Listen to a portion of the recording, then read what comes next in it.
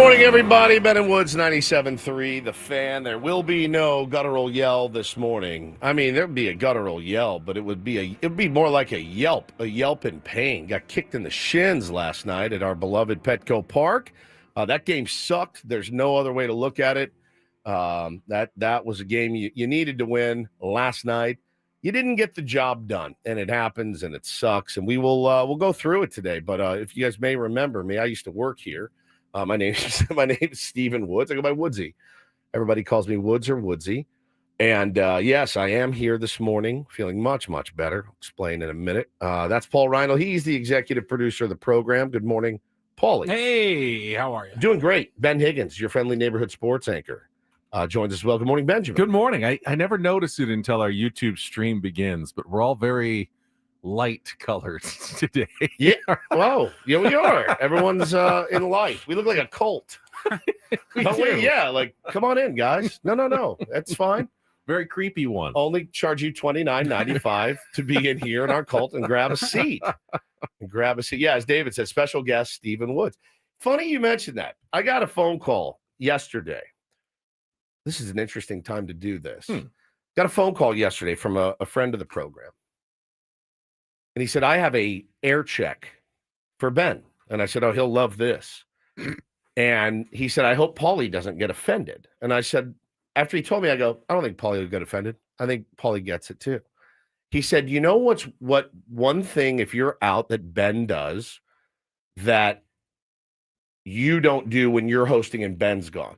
When you come back, you say it's Ben and Paul instead of, hey, it's Ben and Woods.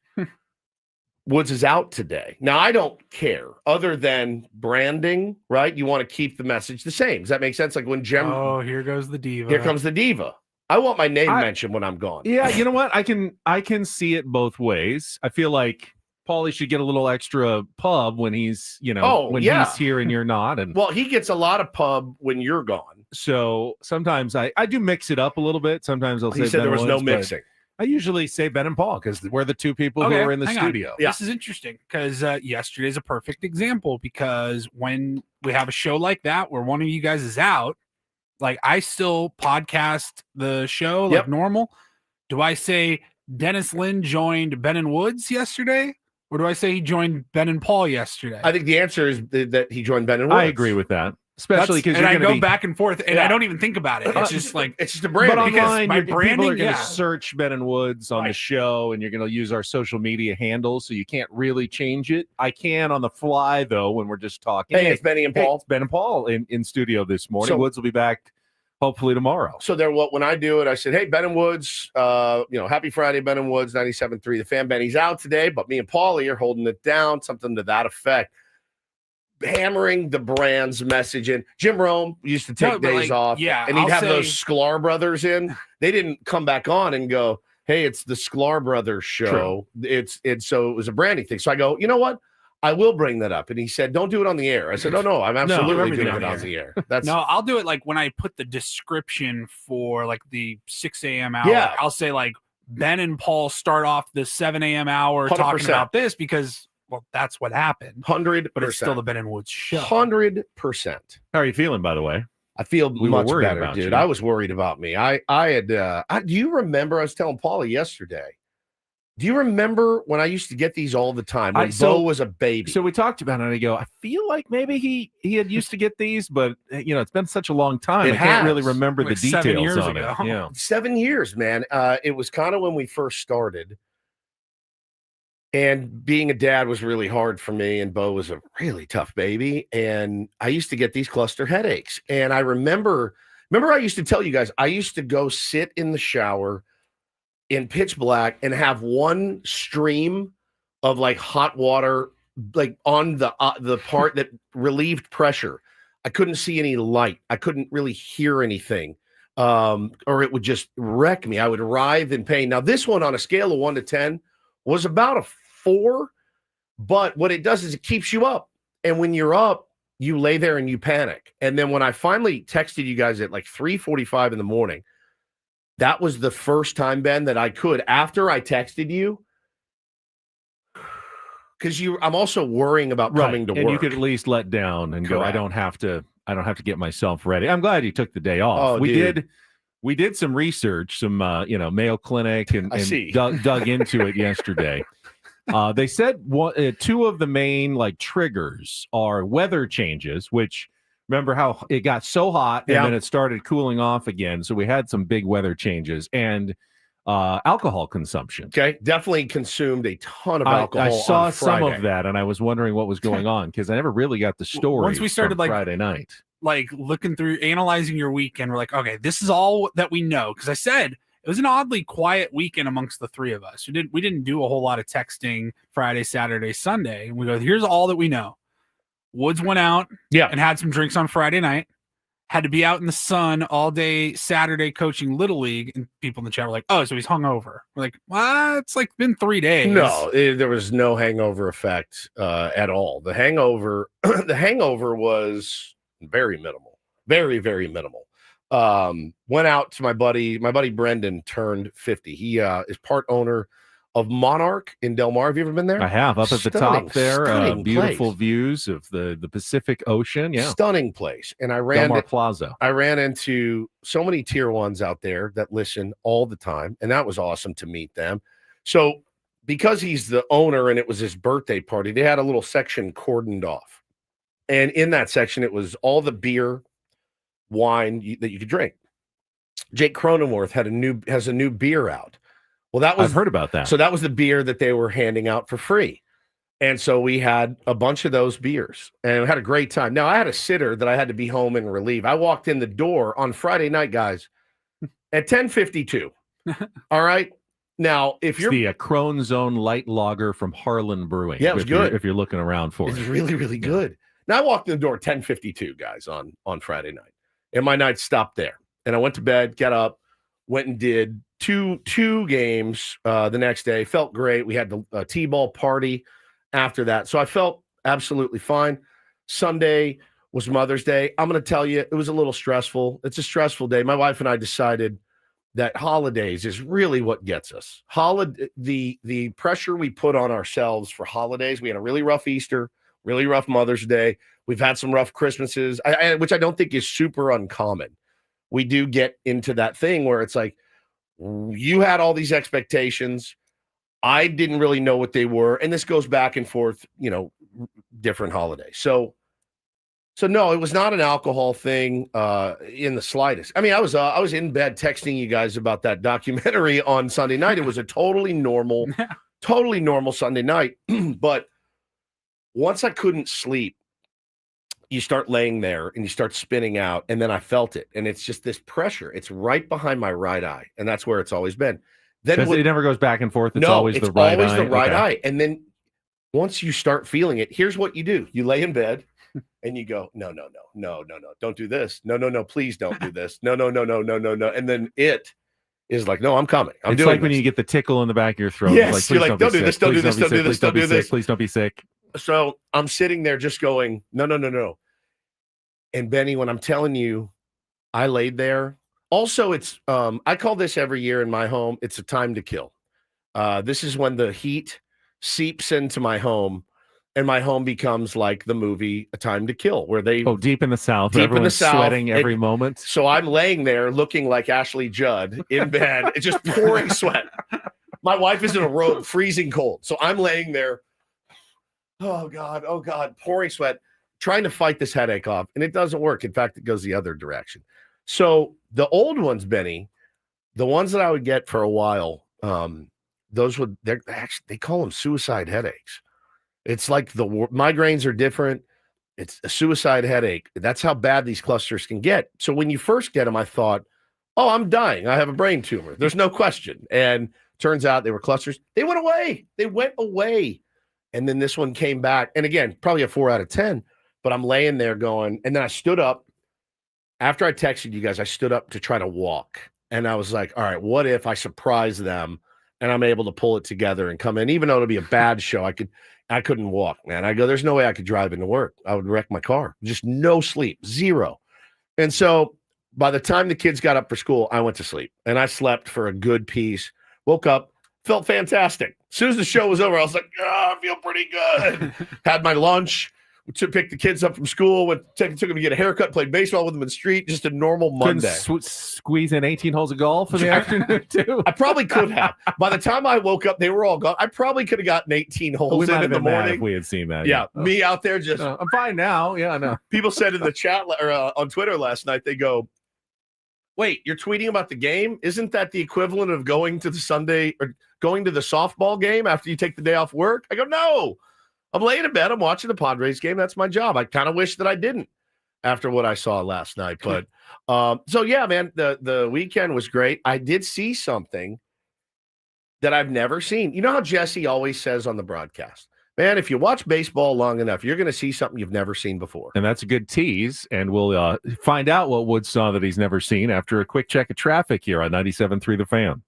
From the 855 Get Ross Traffic Center, protecting San Diego after accidents or injury, here's Kelly Danick. Traffic is brought to you by Valvoline Instant Oil Change, your 15-minute drive-through oil change. Well, a lot of us are waking up to some drizzle, even light rain around parts of the county, and it's caused its share of problems already on our roads. Solo spin-out has cleared on westbound King Freeway at the southbound 15 connector ramp. On the Coronado Bridge heading over to the island near the old toll plaza, we have reports of a collision, not showing if lanes are blocked.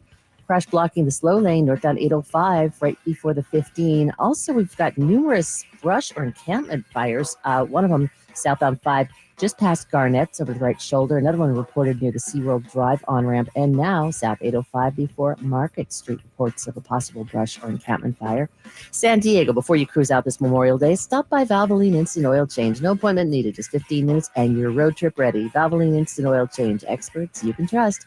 Visit SoCalOilChange.com for coupons. I'm Kelly Danick with Ben & Woods, San Diego's #1 sports station, 97.3 The Fan. I feel like we still need to remind our listeners that we're not going away Right. after So traffic Woods, right there. Woods, before you finish your story and tell us what you saw that you've never seen, Paulie, isn't this so much easier today? Oh, yeah. So, yesterday we talked about how we changed our clock for the first half hour of the show, that Woods kind of lobbied successfully with our boss, Adam, that he wanted to have a little longer stretch at the beginning of the morning to really get into the show, get into everything, so we didn't have to cut off Foreplay quickly just to set the menu and get going. We'll still talk Padres baseball coming up here at the bottom of the hour, and we all agree. Great idea. We love Foreplay. It's one of our favorite segments, maybe our favorite segment of the day for the early rising tier ones who join us right at the start of the show. But then the first day hits and you're not here. And Paulie and I get here and we're both staring at each other going, panic. What are we going to talk about for 28 consecutive minutes? You panicked, didn't you? You did. It's Did fine. you do anything interesting over the weekend, Paulie? No. Did you do anything interesting over the weekend, Ben? No. Uh-oh, we're in trouble. Woods was going to carry this segment for us, and he is not here on day one. I'm happy to now do you're it. back, and I mean, you are in the flow, and we're loving it. We're enjoying story time. So what was it that you saw that you had never seen? T-ball fight. T-ball fight. T-ball fight. Like the Braves Padres brawl from T-ball 1984. Fight. I'll say it again. T-ball fight. All right. Kids fighting kids. Kids parents fighting kids. Parents. Kids fighting kids, Paulie. Not parents fighting parents. Not parents fighting kids. Kids fighting kids. So it can't be because someone came up and in with a pitch because it's T-ball. Nope. I have never seen this. It was hysterical, and all of the parents, all of the coaches, we were all together in this in utter hysterics. No one was mad. No one pointed the finger, but I'll tell you exactly what happened. This was incredible. They had a kid on the other team. It was my son, Taylor. He's 4. It was his last T-ball game. Thank God. And so it's over. Bases loaded. The last hitter's up. And the last hitter gets the opportunity to hit the ball and run around the bases. And if your team can make a play on him, pick up the ball, tag him out, great. It's fun. Do it all the time. My little guy on the other team, sharp kid, had these dark glasses on. Hard ass. He hits the ball and he's running. Now I got a kid on my team named Jet, who I just adore. And he is big and strong and tough and hits the ball hard. For 4. For 8. For 8. He can play with the 8-year-olds. Right. So he gets the ball and he starts running towards home plate. And you can see, they're going to collide here. and Jet's running with a fierce intensity. He's like, I'm going to get this dude out, and I'm going to get the guy behind him out, right? There's another dude behind him. So Jet goes up, tags another guy. My man in the glasses turns and starts slapping at them. Then another kid from my team comes over and slaps the kid that just slapped them. And I'm like, so I'm right on it. I'm like, hey, whoa. They fought. Like, it was a full on, like, get off me, don't tag me. And then my kid coming, hey, you don't hit him. I'm looking at the other coaches and the dads, and we start dying laughing. I scan quickly to the parents because the last thing you want is, little dude did not like being pinned in the corner there, man. He did not. And he felt like I'm being ganged up on right now, and they keeps hitting me with this glove with a ball in it. And it was legitimately one of the funniest things I've ever seen on a baseball diamond in my whole life. They did get it done. The season's over. Has the league commissioner announced fines and suspensions to start next year? Luckily for us, it was the last game of the season. I don't think they're going to carry over. But I did. So the next half inning, as the opposing coach, I walked out to shortstop where that kid was playing. I looked around. I go, hey, come here. I go, that was awesome, dude. I said, I hopefully nobody ever coaches that fire out of you. You were sticking up for yourself. You were sticking up for your teammates. You did a good job. And I told the kids on my team, I said, hey, you didn't do anything wrong. You went in to tag a kid, and he started swinging at you. And thanks for having Jet's back and doing what you needed to do. But it really was something I have never seen. I've never seen the kids get real mad about being tagged out and stuff. No bullpens emptied out. But there was a good solid like 8 kids around. Everyone just kind of swiping at each other. No video of this? Not that I saw. A single cell phone was out capturing this. Benny, you got television posterity. You got to think at the end of like a 12-game T-ball season. You're like, I'm not getting it. I'm good. Yeah. I don't need to get any more video. They all look kind of the same. They all look the same. Every game is the same. They're all terrible. At this point, you're just ready to get this season. Oh, a John Boy breakdown would have been amazing. Now, if there were video, I would have done a John Boy breakdown for you, which I think would have been pretty good. But that's something I'd never seen on a baseball diamond before. So I was excited to come in and tell you guys about that yesterday. That was it, and I wanted to tell you the Crony beer is really good. Those were my 2 big action items. How was Hannah's excursion to Elton John on Friday night? Incredible. Okay, she said she had a great time. Elton sounded good. She got home. I got home at 10:52. She got in at 11, so we both got home around the same time. But she had a great time with her girlfriends. My trainer went and said Elton sounded great. Yeah, that they needed to help him around the stage a little bit because of his eyes, but he said the voice was still holding up at how old he is, late 70s. Yeah. I mean, he was still sounding pretty good. I got to shout out our guy, Group Dog, because we had Group Dog on the air, Eric Grubner, CEO of the Padres. Friday. We had him on. He was also going to Elton John. He texted me later in the afternoon. He goes, here for the misses. And it was the set list. And so I said, Eric, you have no idea how much that helps. I love to have a set list before I go. That way I can plan my escape. And I think my wife was the same way. So sent over the set list, looked really, really good. Apparently it was a great, great show. They had a phenomenal time. Went to a place called Lumi Sushi. You ever heard of Lumi? I don't think so. Now we did the ultimate move for the wives. There were 4 wives. Oh, you picked up the check. The dads all know. Now listen, here's what I did. It was my idea. So I texted the thread of the dads. But here's how this isn't that enough for Mother's Day weekend right there? That's the win. That's a win for Mother's Day weekend. I'm going to plead the 5th. Okay. In the case that my answers might incriminate me. All right. Down the road. I plead the 5th on that question in particular. But how smart am I? It was my idea. And I said, hey, if one of you guys can call and actually do it, be happy to throw it. Oh, Woodsy, that's genius. So the ladies went in, they sat down. They didn't know. They ordered whatever they want. Ladies, your check has been picked up by your adoring husbands.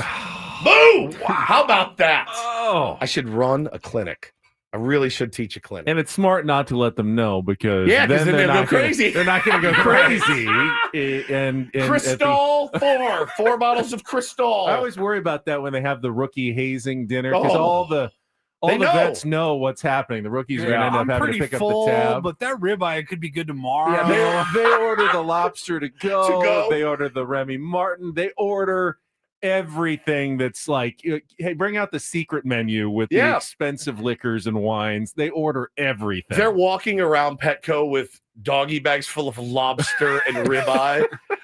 So no, I threw it out there to the guys. They loved it. Our buddy Mike, who's just the greatest guy, he puts all husbands to shame, said, I'll handle it. I'll call in with my card and I'll just give you guys the total. And then we all look like heroes, absolute heroes, just brilliant heroes. As far as wouldn't that be enough? Don't want to answer on the grounds that it might incriminate me. Fair enough. So, all right, we need to get into what happened last night, obviously, at Petco Park. Great night. Do we have to? Before it turned into a horrific night. Really? That was horrible. Two totally different nights. Unbelievable vibe. Back at Petco Park, electric factory on a Monday night. And then just all the air sucked out of the room in the top of the ninth inning. Hated it. We will get to our Padres Wrap-Up coming up in our next segment. We also have an early giveaway today. It was a very popular giveaway yesterday, so we're going to do it in the first half of the program today. We have 2 more tickets, VIP passes to the Front Row Card Show coming up in Mission Valley later this month, May 24th and 25th. If you're a card collector or a comic book, autographs, collectibles, they got the big Front Row Card Show coming up, and we have 2 VIP passes to give away later this morning. We will have our regular features like Don't Do This, Take on Woods. John Flint was excellent yesterday in your stead. You can try to keep the momentum up today. Our Reindl Report, plus it's Tuesday, and that means the voice of the Padres, Jesse Agler, the incorporator, will join us. I wish we had a nicer couple of days to talk about. Yeah, for sure. Pretty incredible that I had forgotten this, that the Padres have not beaten the Los Angeles Angels now since 2023. They got swept last year at the Big A and now have lost the first game to a really poor Angels team. Has their number now, and you feel a lot of pressure that the Padres got to bounce back. I mean, they had their best pitcher on the mound yesterday, and now they got to bounce back in these next 2 games and find a way to win this series. Otherwise, you're giving up a lot of ground, by not beating the Angels and taking care of business, especially on your home field at Petco Park. Blowing a Michael King start like that is pretty tough. It's pretty tough to stomach, and I saw a lot of consternation about, was Kinger pulled too early? And I was our buddy, who was it? Somebody on Twitter last night. Oh, Josh Nelson. I was tweeting with him because I pulled King too early, and I go, you know what? I said maybe 91 pitches. I said maybe it was 2 outs. I said okay. I said you let him finish that inning. I said, but at the end of the day, the way I look at it is this: you manage that game, and you manage to get your team to the 9th inning, up 2 runs with your all-world closer on the mound. Job done, guys. Feet up, and let's see what happens. And he blew the save, and he lost the zone. Now, again, guys, there's more detail to it. Fernando Tatis Jr. dropping the second out of that inning is a huge mistake. It's a huge, huge mistake. I don't put so much on Elias Diaz not being able to catch a foul tip, which seems mostly like luck anyway. Nando dropping that changes the tenor and the tone of that inning. It's such a letdown. When you get a sure out, a play that he makes 100 Robert times. Suarez walk 4 straight batters. No, but it changes the certainly changes the tenor of the inning. It didn't change it, but you might have won the game just getting that second out there, just having more pressure on the batters. It might have won the game if Suarez didn't throw 12 straight balls. Obviously, obviously, the woulda, coulda, shoulda. We'll get into but again, the woulda, coulda, shoulda is the best part because everyone's saying, well, you got to take Suarez out, man. I'm of the opinion that when a guy's had the season that he's had, you think he's going to be able to lock it in on one pitch. You really do, especially a guy like that. This is not somebody that has been up and down all season, even a little. I think there's a key element that needs to be included in this discussion about Robert Suarez. That's not going to happen. Well, I mean, let's break it down. We'll do that when we come back. We'll get to the lowlights, the highlights, then the lowlights. I don't want to forget about Jackson Merrill. There were some amazing moments in the game. His incredible night. They go wasted. They go wasted. I don't want to forget about those. This is Jackson Mike Schilt's reaction, which if you didn't stay around for the post-game show, and I imagine a lot of you couldn't bear it, I couldn't. I you threw know, my remote. I couldn't. I've got some thoughts on that as well. We'll get to all of it coming up next. Don't go anywhere. Ben and Woods and Paul, we're all here. We're all dressed in light colors on San Diego's #1 sports station, 97.3 The Fan. Yes, my friends. Well, listen, the NBA playoffs certainly haven't disappointed. A lot of good games there, and it's back in action. So give a look at Underdog, okay, and get after it. Playing daily fantasy on Underdog. Millions of fans have already won tons of money making picks on Underdog. You could be next. One of the leading sports apps you can now play right here in our state. And you know how it goes, man. You choose things like rebounds, points, assists, and so much more. Playing on Underdog is an absolute slam dunk. You can mix and match sports as well. Once your picks feel locked in, play with as little as $1 if you want. If you get everything right, you can win up to 1,000 times your money. So download the Underdog app, sign up with the promo code WOODS to unlock a special offer of up to $1,000 in bonus cash when you make your first deposit. That's promo code WOODS. Must be 18 and over, 19 and over in Alabama and Nebraska, 19 and over in Colorado for some games, 21 and over in Massachusetts and Arizona. Present in the state where Underdog Fantasy operates. Terms apply. Concerned with your play, call 1-800-GAMBLER or visit ncpgambling.org. In Arizona, call 1-800-NEXT-STEP or text NEXT-STEP to 53342. In New York, call the 24/7 Hope line at 877-8-HOPE-NY or text HOPE-NY.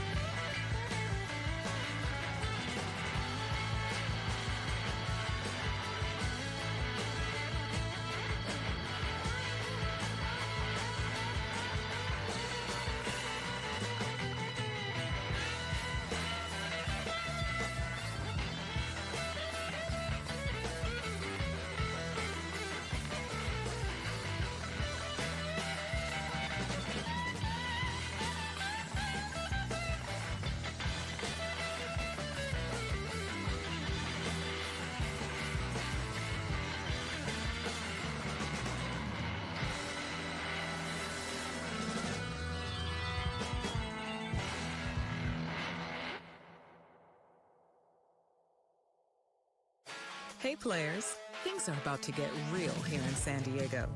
Introducing the all-new Hamul Casino Resort. With a 200-room hotel tower, exciting new eats and drinks, plenty of new places to play, and a luxe spa and salon. Hello, rooftop pool and deck. It's where players can play their hearts out and enjoy all the perks that come with it. It gets real this summer at the all-new Hamul Casino Resort, the players' place.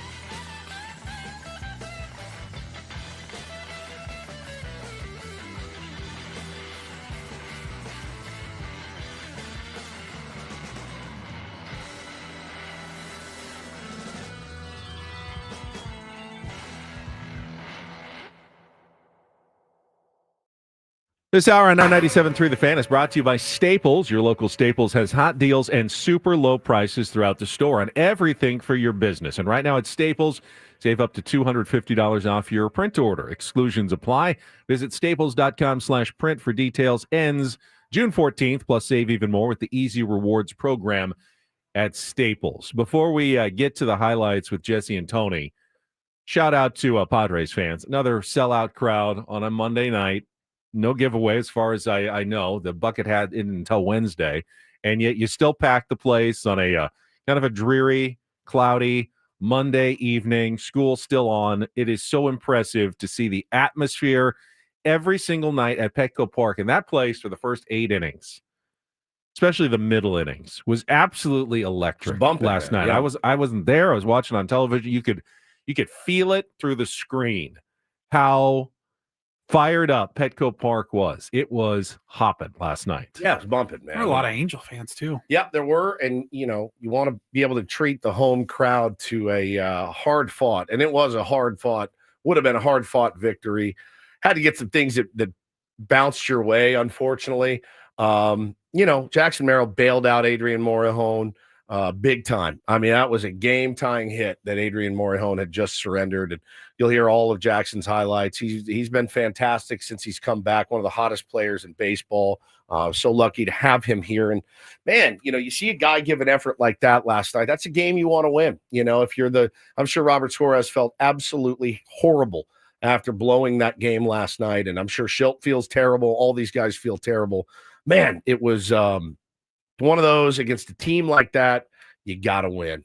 You got to win. We're going to break down how Mike Schilt managed it. I saw a lot of criticism online for Mike Schilt sticking with Robert Suarez too long. Sure. I've got some thoughts on that I want to share.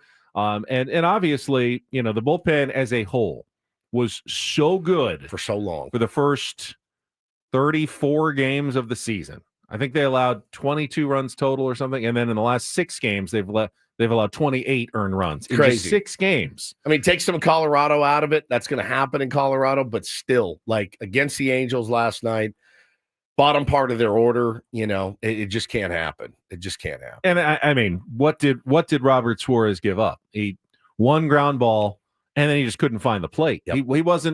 He wasn't shelled all over the park. No, still had. I mean, look, gas was still good. Yeah, still throwing 100. Just could not locate it. I mean, you feel better about that. Like, okay, if he was a guy who walked tons of guys all the time, you'd be erratic. All right, you need to iron this out. He's not. Or make a switch, right? He rarely walks batters. He had walked 4 all season. His career high was 2, I think, and. And I mean, it was right now in my mind, it's a one-off situation for Robert Suarez. The bullpen as a whole, yeah, they've hit a little bit of a rough patch. Even the higher leverage guys at the end. Adam got through his inning, he walked the leadoff hitter. As that you said, almost killed me. Adrian Morejon, got through his inning, but a lot of issues before he got there. And then the lower leverage guys have all struggled recently. Yep. So the bullpen is a concern right now. Now, I don't think Suarez pitches today, obviously, but the next time he goes out there in a save opportunity, how tight are we all going to be? Everybody. Because we saw it last year. I mean, he had a good, 2-3 week stretch. He had a rough stretch. He just could not locate. Couldn't get anything done last year. He had saved 15 straight without a blown save. I will remind everybody that Trevor Hoffman blew 10% of his career saves. So 1 out of every 10, Trevor Hoffman blew.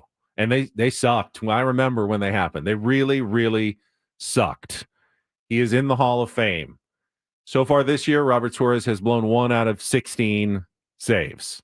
Better than Trevor Hoffman's career pace was that got him to the Hall of Fame. Still sucks. Yep. It's the worst part about being the closer. There's only good and horrible results. If you're doing your job, no in between. If you're doing your job better than Trevor Hoffman did it percentage-wise this year, you're an excellent closer who's having an excellent, excellent season. And Robert Suarez is going to blow another save this year. He will. Yep. Maybe even just 2 or like 3. Trevor Hoffman usually blew 2 or 3 or 4 every year. And the later the season goes, the more it's going to hurt. Yeah. But it's just the way it is. It is going to happen. All right, we'll get to all the highlights and lowlights with our Padres crap up right after this check of traffic on 97.3 The Fan.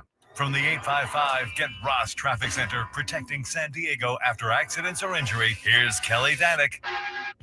Traffic is brought to you by the Department of Public Works, County of San Diego, and funded by Cal Recycle. We've had numerous problems on our roads this morning, guys. Got a 2-vehicle accident westbound 54 before the 5. It's in the center divide. Also collision on the Coronado Bridge. Heading over to the island. Looks like they are now at the old toll plaza sorting it out. I'm not showing if any lanes are blocked. Westbound 8, just before the 125. Watch out for what looks like a fender in the 2 right lanes. Also, westbound 52, getting reports of a possible car fire just before Mast Boulevard. It's in the center divide, and an encampment fire has just been put out on southbound 805 right before Market Street. Might still see a little activity there. Bring in a used oil filter and get a new one free from County of San Diego Recycling at AutoZone stores in Ramona, Fallbrook, Lakeside, Spring Valley, and Valley Center on May 17th from 10 to 1. Restrictions apply. Details at wastefreesd.org. Funded by Cal Recycle. I'm Kelly Danek with Ben & Wood, San Diego's #1 sports station, 97.3 The Fan. It's a shame if they lose. You got a problem.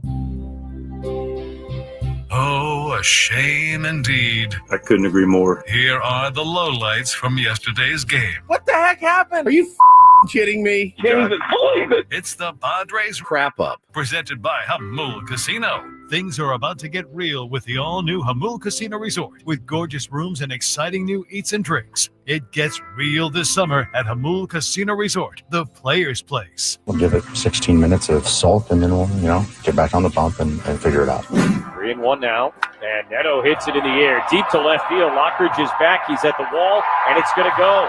A home run for Zach Neto, his 5th of the year, and back-to-back extra base hits against Michael King here in the 3rd inning, and giving the Angels a 2-0 lead. First pitch coming. Merrill swings, hits it hard on the ground through the right side, and a base hit. Arise comes in to score. Manny's going to go first to third.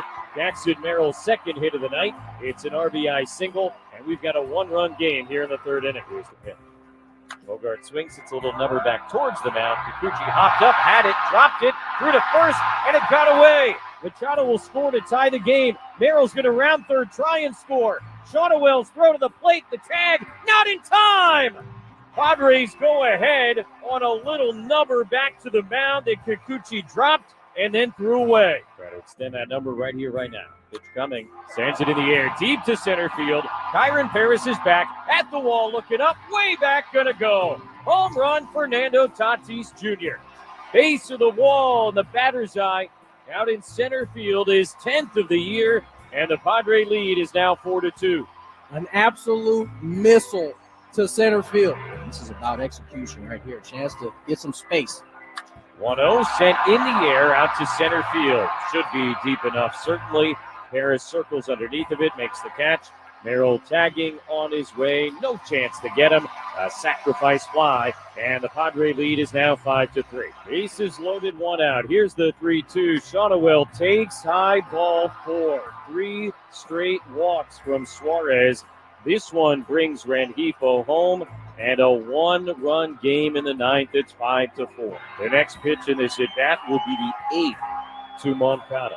33rd of the night for Suarez. Here it is on 3-2. It is low, ball 4, and a 4th consecutive walk issued by Robert Suarez has tied this game 5-5. First time in his career he has walked 4 guys in and out, and they couldn't have come at a worse time here tonight. He blows a save for the first time in 2025, and his night will come to a close. 2-2 again. Jacob Reddy, here's the pitch, and Ward swings, sends it in the air, high and deep down the left field line. Lockridge is over and back, and this one gonna go. A grand slam for Taylor Ward.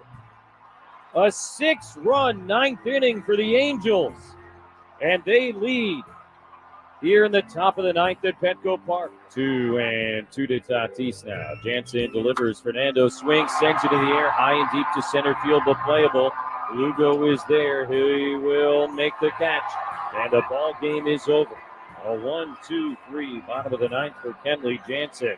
After a long top of the 9th for the Angel offense, and they come from behind to win this game 9-5 in stunning fashion. We've seen a lot of greatness from Robert Suarez, to the point of, borderline to actually being spoiled. Some days you got to prove you're human.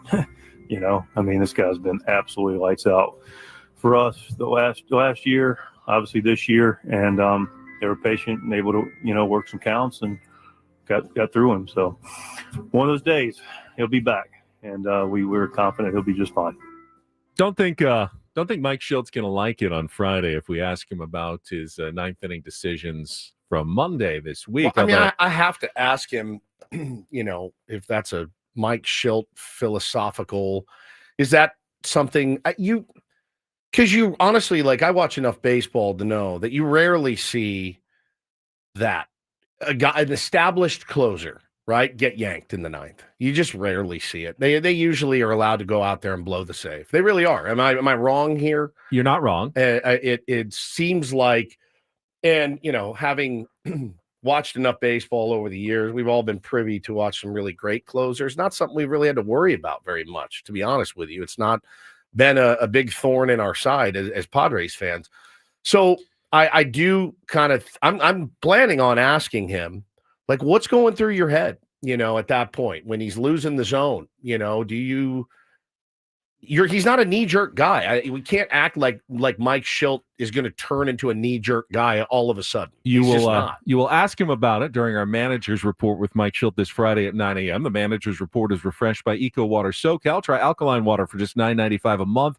Eco Water SoCal, keeping it soft since 1925. Let's go backwards, start in the ninth inning, and work our way back, because I saw a lot of criticism of Mike Schilt, our friend Ryan Phillips from Sports Illustrated, saying, Mike Schilt loves Mike Schilt, but negligent for not taking Robert Suarez out. So let's go. You be the manager, and we're going to go back through this inning. Top of the ninth inning, Padres up 5-3. You got your guy in there who has been electric this season. Best closer in the game, April closer, reliever of the month in the National League. And he's been even better in May, where he hasn't given up a run. So you're feeling confident, right? You start the inning. You don't have anyone else up in the bullpen at that moment because you've got right. All right. So he strikes 2-run lead thanks to Jackson. Strikes out Lugo. Yep. Do you get the guy up in the bullpen at that point? Nope. Doesn't even enter my mind. No, of course not. Rengifo reaches on the infield single up the middle. Ground ball, not hit that hard.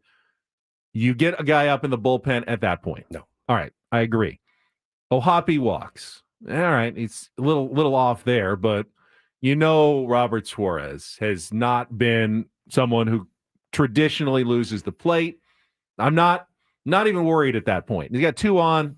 He's worked out a much worse jam. Now before. He's faced the minimum. Right. Now you could make a change, but I'm not. You still don't have anybody. I haven't gotten anyone up yet. Who did Toddy drop the foul ball on? Was that Ohapi?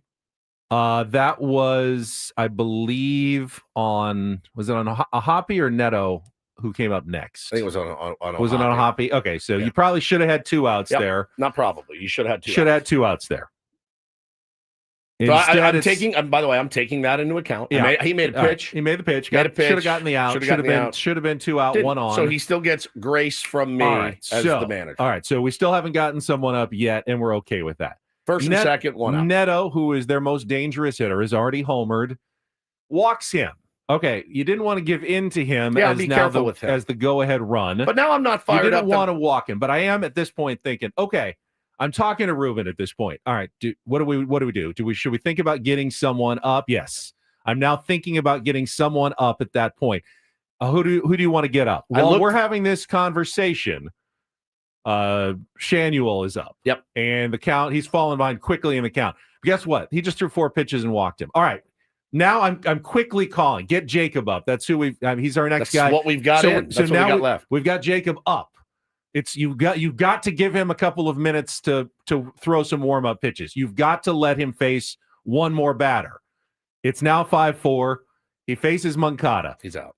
It's a long at bat. He walks him, and you pull Robert Suarez from the game. Where are we as armchair managers doing something differently in that sequence than what Mike Schilt did? Bro, if he walks in a run, I'm still riding with him. I still am riding with him. I am absolutely riding with him. Once he walked in and made it 5-4, I'm still going with him. Because look, I look down there and I go, Jacob just started throwing. I've got a soft tossing righty, which is what I'm going to have to do anyway. This is the guy I'm going to. If he goes to Jacob, who's to say that grand slam doesn't have a batter earlier? It sucked. But I'm going to let my guy that has gone out and gone 15 for 15 with a .56 ERA. I'm going to let him figure it out.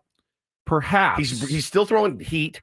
I mean, he's still touching 100. Like, he's just lost the zone. And who better to figure it out than a guy that has done it 15 consecutive times?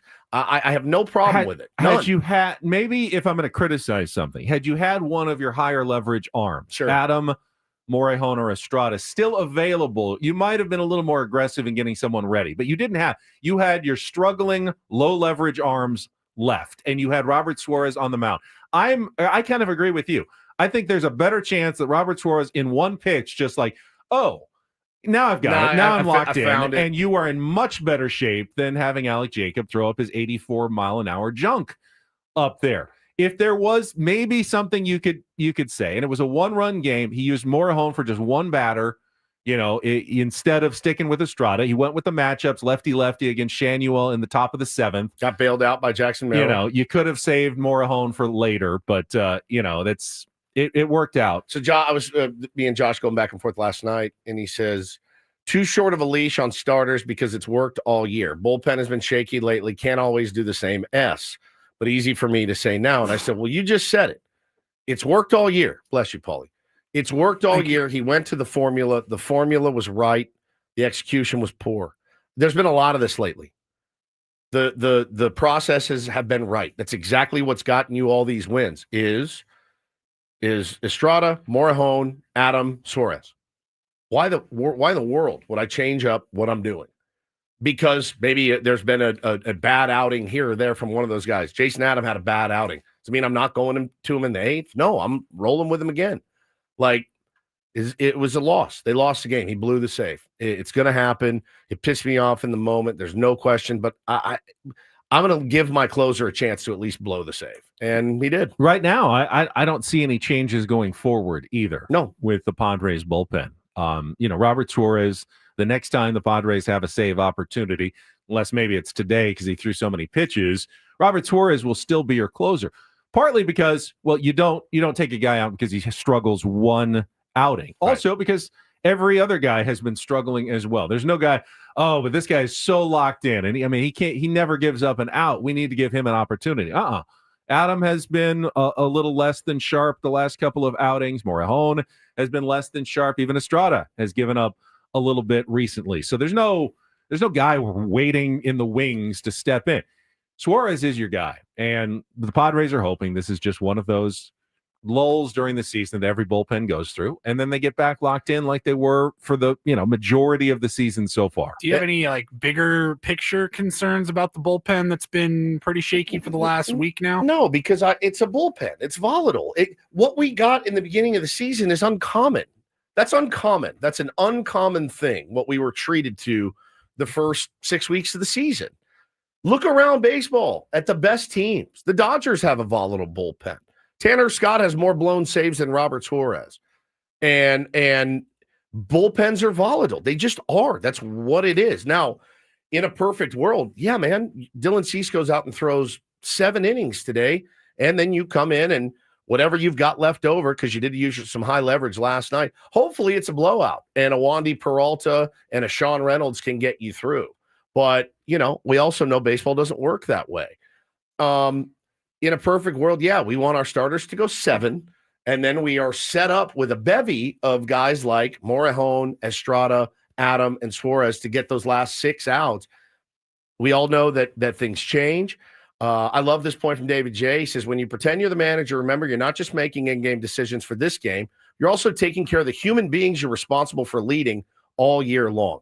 I don't know that it would have shot Robert Suarez's confidence if he pulled him 5-4, but I certainly don't think Alec Jacob is going to be the answer there either. Brass tacks, gun to my head, who am I going to figure? I'm going to go with Robert friggin' Suarez to get it done instead of Alec Jacob. I really am. When we come back, a question I'm seeing a lot this morning, last night. What is wrong with Fernando Tatis Jr.? What is wrong with the guy who hit a 424-foot missile? What is wrong with the National League leading MVP candidate? We will try to answer that ridiculous question next on 97.3 The Fan.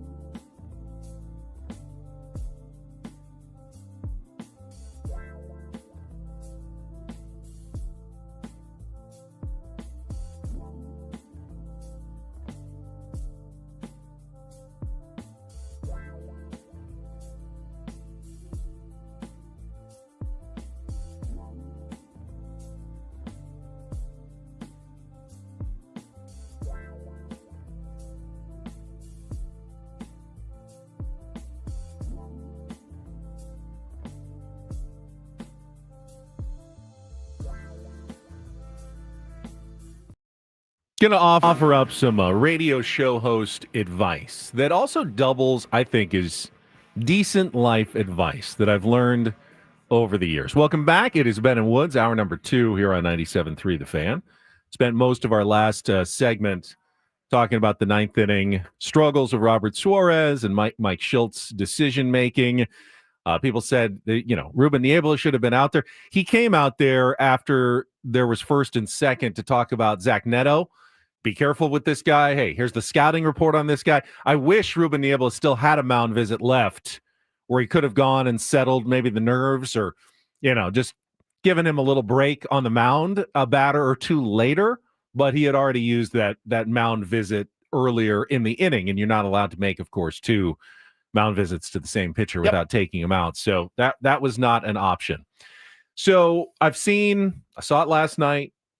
Fernando Tatis Jr. hits the home run, but doesn't do his full stutter step around third.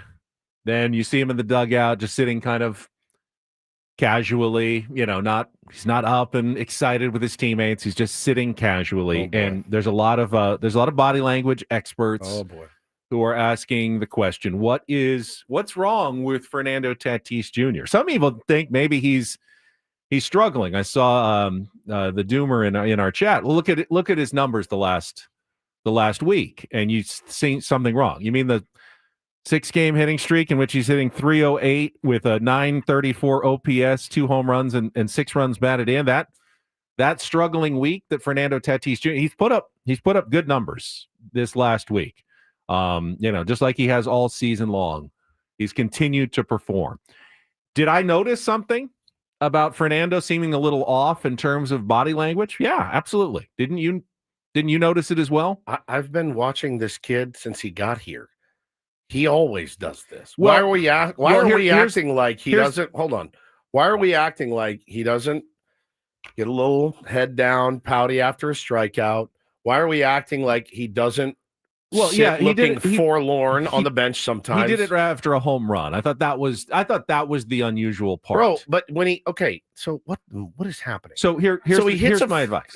Okay, give me your advice. Let me give you your advice. And I'm going to tell you how insane before you throw out your hot takes, keep in mind there could be a number of different explanations. Like if I told you, and I don't know anything about this, but I would not be surprised if the Padres kept us in the dark.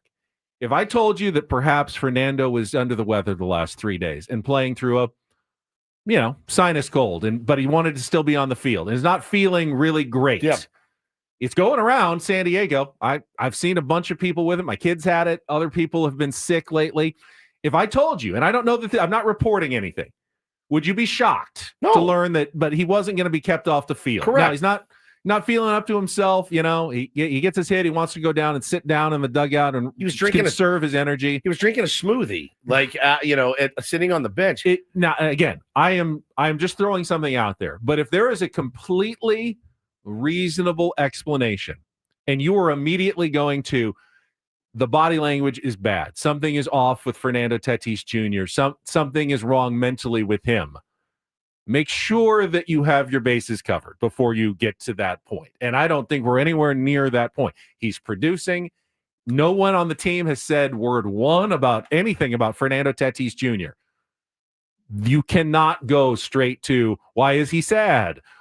I saw that about 10 times. Why is Fernando so sad? You don't know that he's sad. You're not in his head. He might feel like death. You have no idea what he's feeling right now. By the way, over the course of 6 months, you're going to have days where you don't feel your best. Maybe even you've got a touch of the blues for whatever reason. Don't we all on certain days? The fact that he still goes out, does his job, and performs. And yes, I know he dropped that ball in the ninth inning. He's still putting up his numbers. He's still Fernando Tatis Jr. I'm not going to say anything at this point about Fernando other than good job, Fernando. Keep it up. And again, the when he hit the bomb, he looked excited to hit that bomb, didn't he? He dropped the bat, gave it the classic stare. It was great. Somebody said, "Oh, but he didn't do the classic stutter step." I said, "I don't care what he does after he hits a nuke." Is that what we're complaining about? It's now? Like as long as he hits the nuke, I don't care what he does. I couldn't give a frog's fat ass about what he does when he hits third base or what he doesn't do when he hits third base. I like the nuke. I want the nuke. Give me the nuke. Right. And, again, like you said, he could be feeling like grim death right now. And he's out there just playing the game and trying to get through it. And again, don't know that. I just threw that out as a possibility. Mela says, why wouldn't the Padres disclose that? Because they don't disclose anything. Well, nor do they have to. They never disclose anything. Also, it's not any of our business if the guy's not really feeling great. This is not a circus performer. It's not like you went to see. It's not like you went to see. Yeah, a stand-up comedian. The guy just came out. He didn't have any jokes. He's still doing his job. He's getting knocks. He hit a bomb last night, a missile, and now we're going to criticize him for the way he rounds third base. I just don't understand it. Like, it's just doesn't make any sense to me at all. Let him. You're gonna. Hey, I don't know if you guys know this. You know that in life, you got good days and you got bad days. Are we all show up to work every day, chipper, ready to go, dancing cartwheels? No, but if we get our job done, that's all our boss can expect. Job's done. Hey, however you're feeling, do your best to get your job done. Yeah. And I think Fernando Tatis Jr. has done his best to get his job done over the last week. And if he puts those kind of numbers up every single week, more than happy with it. Yeah, I mean, I don't care. I really don't care. Big I'm Dave, shocked hold on. we spent 6 minutes on it. Big Dave says, of course, Woodsy doesn't care about how he feels.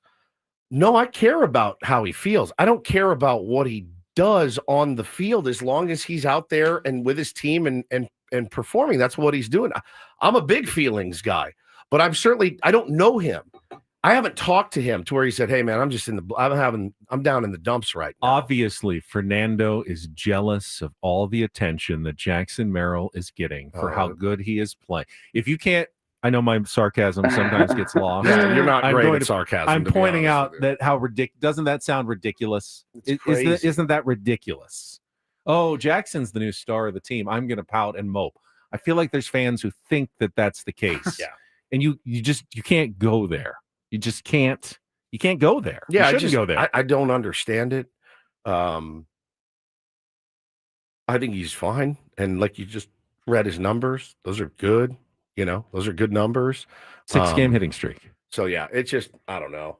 Yeah, last 7 days, 6-game hitting streak. He's 8 for 26, a double, 2 bombs, 6 runs driven in. Pretty good. It's pretty good. What are we talking about? If that's his down period this year, I think we're going to be in really, really good shape. Janine says people are concerned because they care about him. I care about him too, but I'd be more concerned if he was. You're not concerned. The stutter step, if that's what you're complaining about, you're not concerned about him. You're concerned about you watching him do the stutter step that you like. Yeah, he did this little mini stutter step last night. It wasn't the full one, and this is what people are upset about. I should have stayed home today. It's making my heart hurt right now. I don't look at these guys. See, that's the thing is I don't look at them as they need to go out and perform for me and dance and do all that. Like they went out, he did his job, hit a 411-foot home run last night. Great, man. I don't care. Like that. I don't care what he does when he comes around. Seems to be engaged in playing the game. Seems to be engaged with his teammates. They did catch him sitting on the bench watching a baseball game, which is pretty standard stuff. He's not Tyler Wade. He's not going to be up there hat backwards, jumping up and down, Austin Hedges like. He's just being himself. And the thing about it, he doesn't look like himself. Guys, he absolutely does. We've seen dejected Fernando Tatis for 7 years now. We've seen it when he Ks, kind of shuffles back to the dugout. He doesn't like to strike out. I see it. We've seen this forever. There's ebbs and flows. There's ups and downs with people's moods, not just us, but Fernando Tatis Jr. has them as well. So, hey, man, great game until the 9th inning, certainly. Had really no issues other than, more opportunities to put the game away early that didn't come through. Big opportunity with Xander in the first. Didn't happen. You saw some you had to take advantage of a miscue really to score those runs from Kikuchi, which was one of the most horrible plays that you will see in a long time. We could talk about the send, We can talk about the send from Tim Leeper. I know Paulie wasn't happy about the send. I didn't mind it so much. Terrible. Worst one I've seen all year. Just because the only reason I didn't mind it is, are the Angels a good team or a bad team? They're a bad team. They're a bad team. Was that ball hit 100 feet out from home plate? They kick a lot of balls around. I'm going to be okay forcing the Angels to make perfect throws, and they did. I still don't know what blocking the plate is, because if that's not blocking the plate, I'm not sure what is. Otherwise, you're going to need Elias Diaz to come through with 2 outs against Kikuchi, and he did not look good in his at-bats against Kikuchi. I think that's part of the calculus on that send. What's more likely? Elias Diaz, 250 hitter, so at best, probably 1 in 4 chance of getting a hit. Or is there a better chance that the left fielder throws it up the line and Xander scores easily on that play? Yeah, like I said, that's the calculus. I mean, what do you have a better chance of scoring on? A bad throw or your catcher getting a hit on the next at bat? It's part of the calculus. I don't know the answer necessarily to that question, but I'm sure that's part of what you're thinking when you're trying to decide whether you're going to send him on a play like that. And again, I'm going to force the Angels to make good throws every time. They're the Angels. I'm going to force the Rockies to make good throws. There are teams that I'm going to push every time to make the perfect throw. They did. They got him.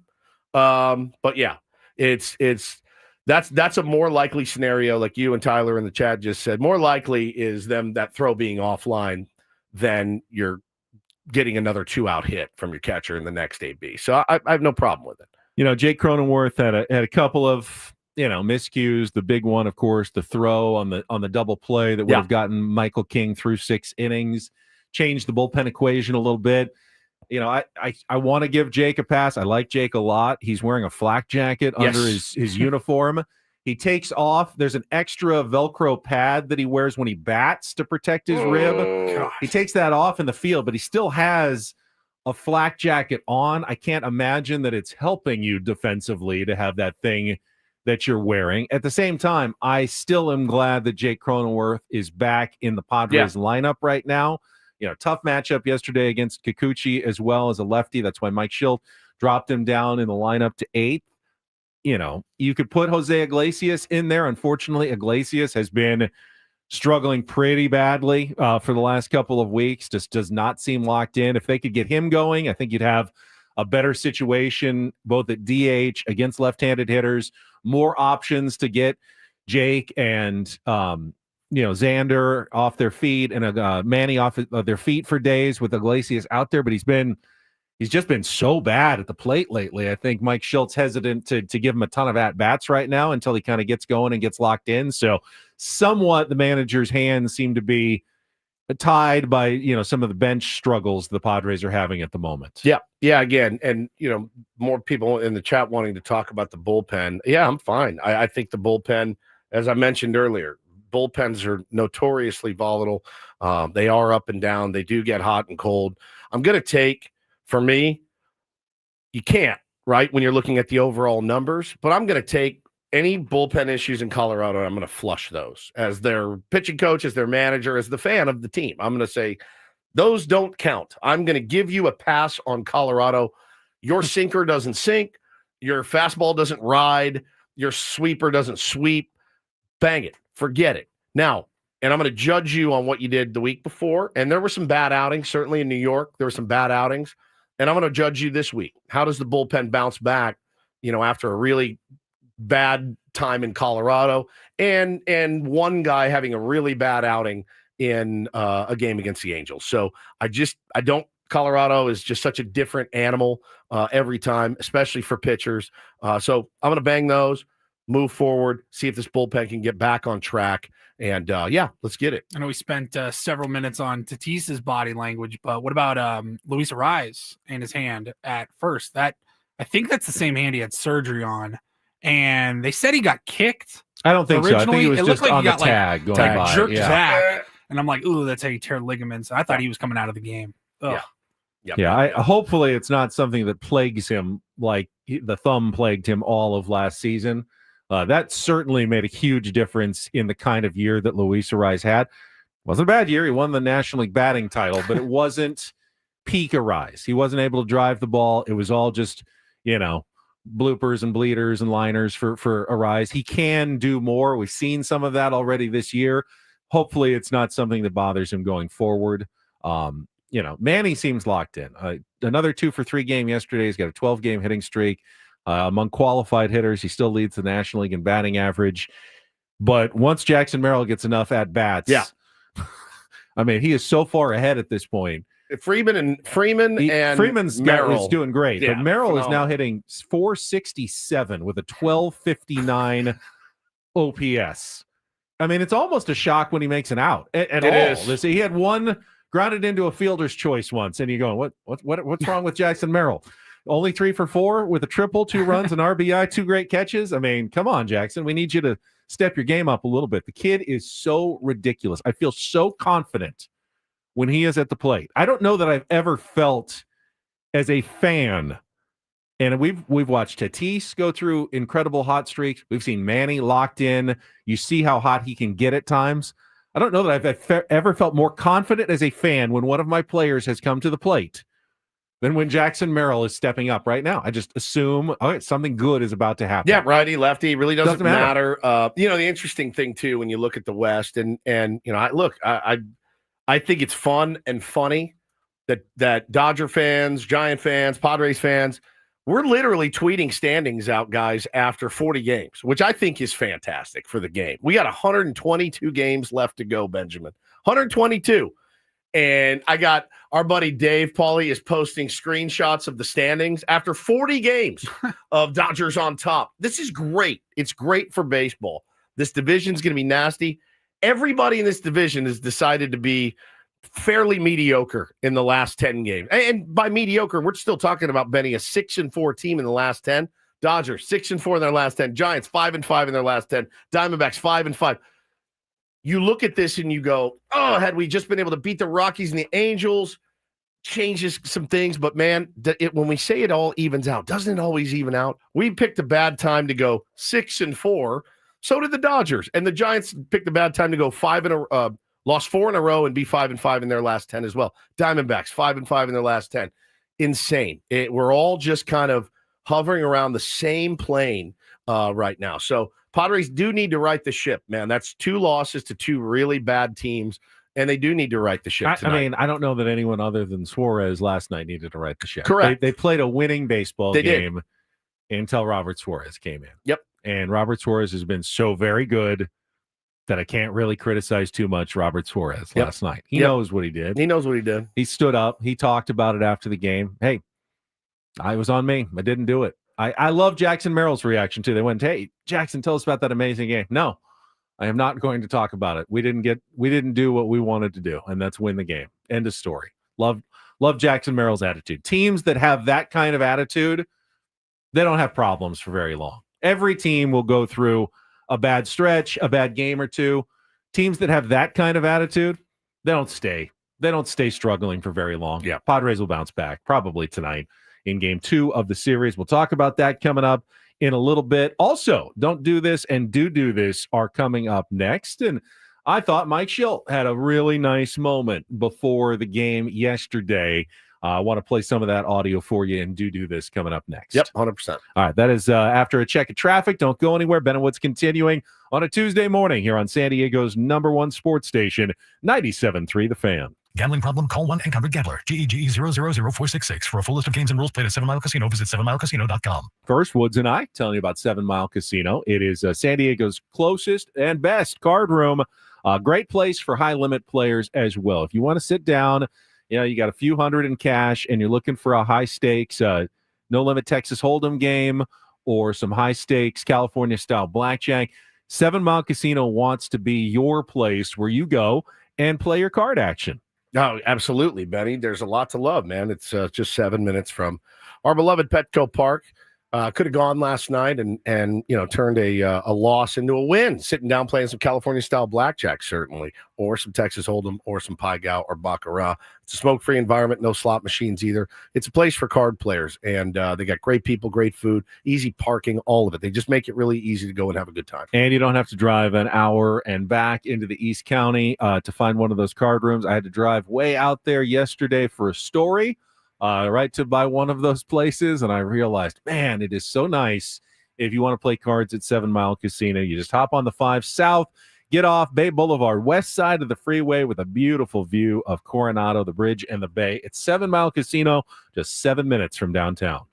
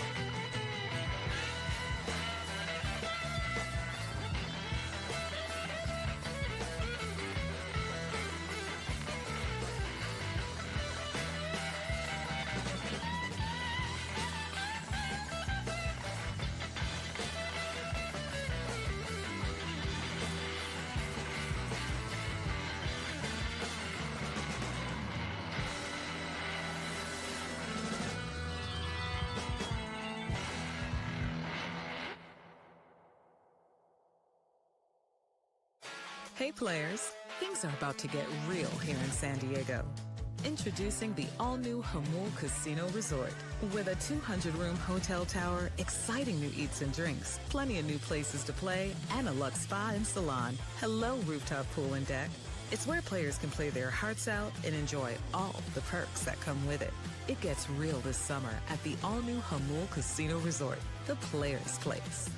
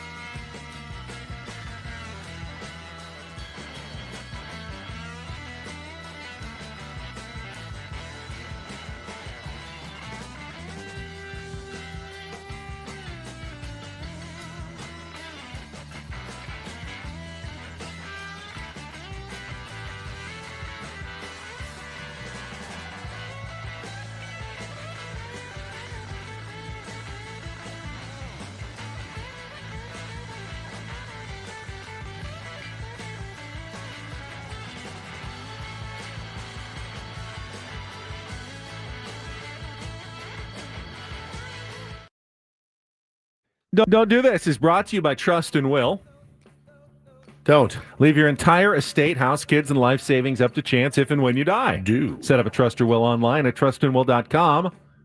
This is a lot more affordable than you think. Visit trustandwill.com for more info. Again, thank you to Paul Reindl for filling in, saying don't do and this yesterday during this segment. No.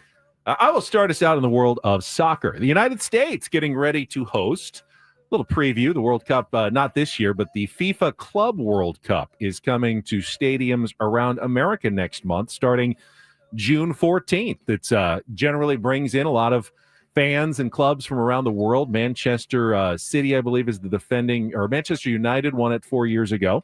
They will be coming to stadiums like in Pasadena and Seattle, not San Diego, and maybe that is a good thing because yesterday, the security minister for Argentina, in a request from the United States Embassy, handed over a list of violent football fans that are banned from attending these events. Like, don't allow them into the country, don't allow them into the stadiums. They have a reputation. You feel, all right, what, they got a couple hundred people on this list that have done bad things at Argentinian stadiums during soccer games? No, not a couple hundred. 15,000 people are on the list. Oh my God. That have committed crimes and violent acts at Argentinian soccer stadiums. She has this list. She actually unrolls it. You can see it on our YouTube stream. She's like Bugs Bunny. It rolls all the way down to the floor. Yeah, she unfurls. Tiny print. Oh my God. Unfurls it all the way down to the floor. Here are the violent Argentinian soccer fans that you do not want in your stadiums, America. Wow. So it is Manchester City that won it last time, yes. So someone has to Now she's rolling it back. Someone has to cross-reference back up. 15,000 people going through like, You asked for it. Here's your list. All right. He bought tickets. We have to let him know he can't She come. doesn't even have time to roll it. She gets about halfway and like, it's too long of a list to roll back. You know, it's like going into 7-Eleven and you see like 4 guys with their picture, like, don't let this guy back in there. Fairly easy. There's 4 guys to choose from. This is a little bit different. Man, that's nuts. Well, you guys may remember Kyle Snyder. He won gold at the 2016 Rio de Janeiro Olympic Games. He was arrested in a prostitution sting, which has got to be the nightmare. Responded to a fake internet ad on May 9th, around 8:15, and he was set up a date at a nearby hotel. And isn't that entrapment? See, that's a good question. I don't really know what entrapment is. It's something that, crime TV shows talk about a lot, and I have no idea. Nor do I. Like in real life. Feels like the definition what's of entrapment. But he showed up at the hotel that he was ordered to come to, and he forked over cash and requested, mouth. And he was then arrested. Wanted a kiss? Did not want a kiss. Well, kind of, yes. He was arrested for engaging in prostitution by uniformed officers inside the hotel room. They issued a summons, and it was him and 16 others that were charged with the crime during the sting. It's a tough one. It's a tough one. How do you explain that one? Well, I didn't know what I was paying for. No, you came in, gave me the money, and told me exactly what you wanted. See, there was a burning building, and I rushed in, and I was just also flustered. I happened to stumble upon this room. But he's got Ohio State guy. 3 world championship golds, 3 NCAA Division I championship titles. Well, all right, let's move on to do this. DD Mega Doo-Doo. Nicely done yesterday. Pre-game, Mike Schilt in the dugout with reporters was, like many of the Padres players, wearing a mental health awareness shirt for Mental Health Awareness Day, and he went a little bit further and had his own take on the subject that he shared with everybody. Here's Mike Schilt. One other thing, it is Mental Health Day, so I do think it's important. I think every day should be Mental Health Day. Because, being able to take care of how you think and how you emotionally feel about yourself and others is very important. And I'm glad the organization is acknowledging that. that self-love is important, and just a reminder for us and everybody to just be good to yourselves. There's no guarantee everybody's going to love you, but there is a guarantee that you can love yourself. And it's a suggestion that everybody continues to do just that, just appreciate and be grateful for what you have. And if you do need some help with anything, that, asking for help is actually a sign of strength. It's not a weakness. So, but just a reminder for everybody to love themselves. I loved it, man. You are the mental health advocate on this program, and I thought that would resonate with you. Yeah, it did. It certainly did when I saw it yesterday. And it stay tuned at 8 is what I'll say. Stay tuned at 8 for 8 a.m., the 8 a.m. segment, because there's something I want to talk about that I think is really important, and I'm really nervous to put it out there. Extremely nervous. You guys Self-love is important. Well, that I'm also not afraid to talk about, Paulie, but this is a little bit different. So at 8 a.m., I will share with you what the plan is. And that is don't and do this for a Tuesday. That was Don't Do This with Ben and Woods on 97.3 The Fan. Before we go on, I promised first half giveaway, and it is time right now. If you are a card person, sports cards, comic books, autographs, collectibles, the Front Row Card Show is coming to Mission Valley at the Town and Country Resort May 24th and 25th. And right now we're giving away 2 VIP passes at 833-288-0973. Paulie's going to take the 5th caller at 833-288-0973. Huge show. Over 400 vendors of sports cards, Pokemon, comic books, autographs, and other collectibles. Just go to frontrowcardshow.com for tickets. Very popular giveaway yesterday. Looks like it will be so again today. Woods. They take the kids, man. They are way into cards now. They would love this, I think. Okay. All right. Yeah. May 24th and 25th, Mission Valley. All right. They're at the Town and Country by Riverwalk there. Excellent. That is probably in the plans. Wanted to, speaking of the kids and the family, wanted to let you know how great it has been to have the Eco Water system in our home for those kids and the family. It's been phenomenal. Got the unit put in. They did such a great job, great customer service. Setting it up, you forget it's there. All you know is that when you turn on your faucet, you're going to get the best quality water for you, your pets, your kids. It's what we bathe our kids in, what we cook in every night, and it's what we drink exclusively in our home. Also, the hard water can be really tough on your home and its value, silently wrecking your plumbing, appliances, water heater. I replaced the shower head that was green with a new one about 6-8 months ago. I didn't replace it. I had someone replace it for me, as you know, and it still looks brand new, and that's the Eco Water system doing that for us every day. So bottle quality water straight from your tap. Skin feels better. Coffee tastes next level. It is fantastic. And by the way, clean water deserves clean air. Eco Water also has state-of-the-art air purification, removes 99% of pollutants. We've got pure water, fresh air, and a happy family. Thanks to Eco Water SoCal. Get a free in-home water test today. You will be surprised at what you're drinking and cooking in and washing in every day. Try the Soft Life and alkaline water now for just $9.95 a month. Total game changer, 760-350-3338, or go to ecowatersocal.com. Let them know Woodsy sent you. Not everything in life should be hard, especially your water, keeping it soft since 1925.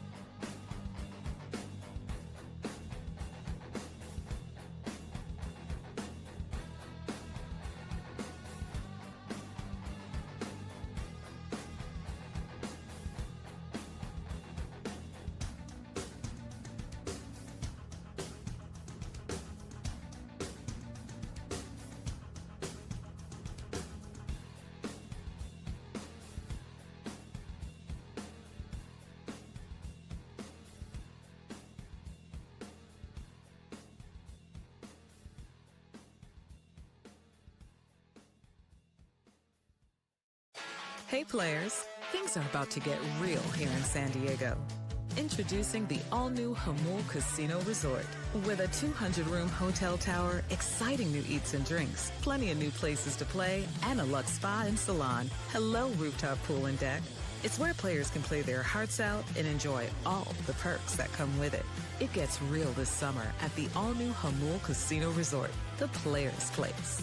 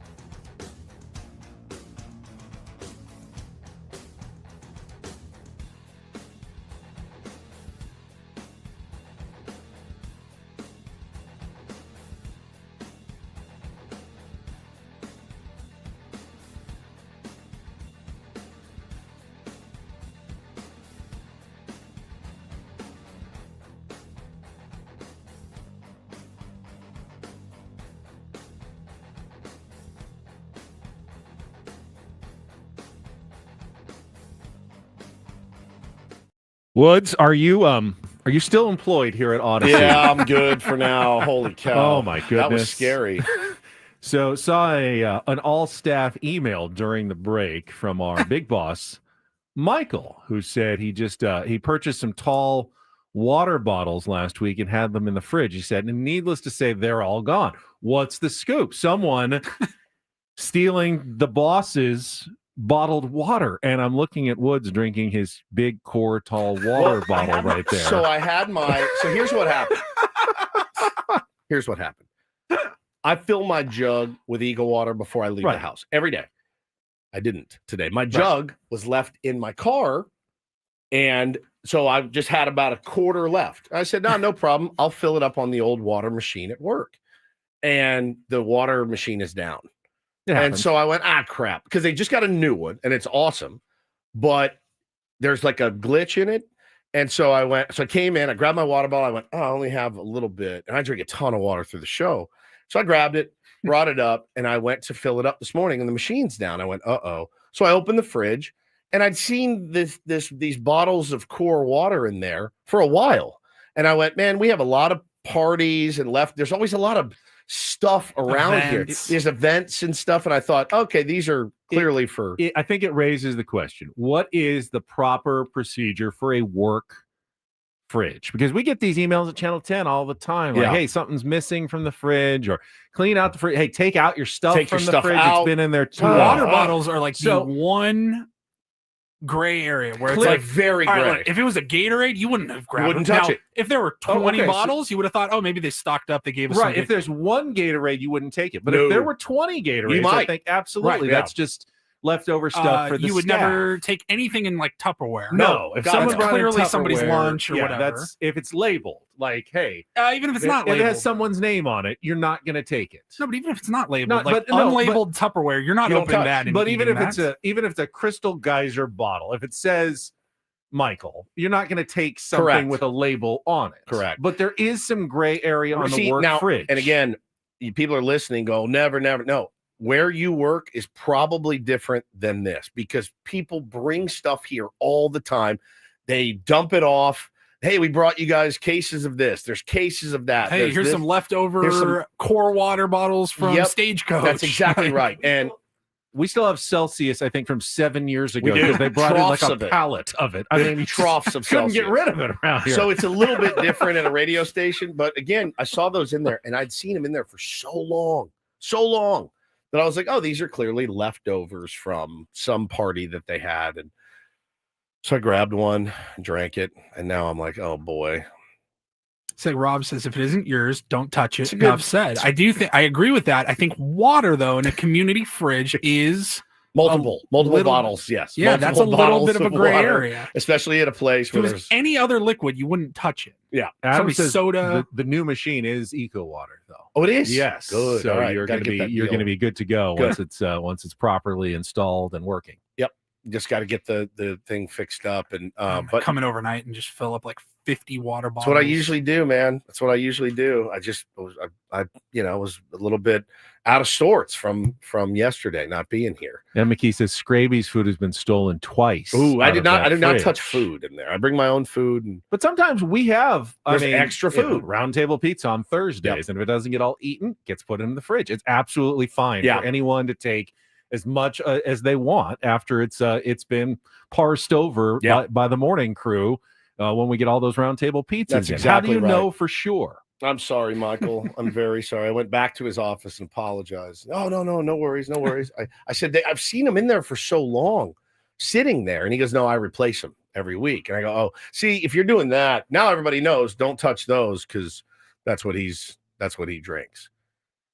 Yikes. You won't be making that No. error again. I did not remember. I did not try to fix the water machine, Mega Doomer. No, nobody wants me near that thing. You guys remember at the old station? I can't remember the guy's name, but we had like a weekend guy that had some pizza delivered to the radio station, and somebody ate it. And Dennis, right? Yes, our buddy Dennis. Love Dennis Coolius. this man went on mission for like weeks. Yeah, to figure out who had his pizza. He went ballistic, like in an email and stuff, like writing the CEO and stuff that lived out of state. Like somebody's going to be brought to justice here. It'd be like we didn't have like a corporate ladder over there, but it would be like calling Mr. Odyssey. Yeah.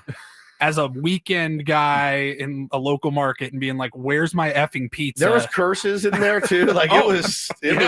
I mean, we got back Monday. I went, "Did you guys see that email? Oh my god, he's like, dude." I was like looking over my shoulder, bro. I didn't touch it. Thank God, it happened on the weekend. But man, dude, I'm telling you, I am telling you. So anyway, sorry about that, Michael. It's all good. All right, we can get to what happened in the rest of baseball coming up here. Also, at some point. The draft lottery craziness last night Let's in do the that NBA. because I know, I know you guys probably talked. We about did mention it draft yesterday. I mean, it was like lottery. 9:51, and Ben goes, "Oh, by the way, the NBA draft lottery is tonight." It's sneakily like one of my favorite things to watch. It only takes like 5 minutes. It's awkward, but it changes the course of history. And I love the NBA draft lottery. And last night's was a doozy. Oh, the fix is in. Doozy. We will talk. And I'm not a conspiracy theorist, but the NBA draft lottery over the years is the one where even I can buy into a little bit of shenanigans. And we'll get to that after a check of traffic on 97.3 The Fan. From the 855 Get Ross Traffic Center, protecting San Diego after accidents or injury, here's Kelly Danick. Traffic is brought to you by Valvoline Instant Oil Change, your 15-minute drive-through oil change. Well, happy to report they finally cleared that crash on westbound 54 just before the 5, and really no other incidents or accidents to mention, guys. Just seeing a lot of that usual slowing in the usual spots. San Diego, before you cruise out this Memorial Day, stop by Valvoline Instant Oil Change. No appointment needed, just 15 minutes, and you're road trip ready. Valvoline Instant Oil Change, experts you can trust. Visit SoCalOilChange.com for coupons.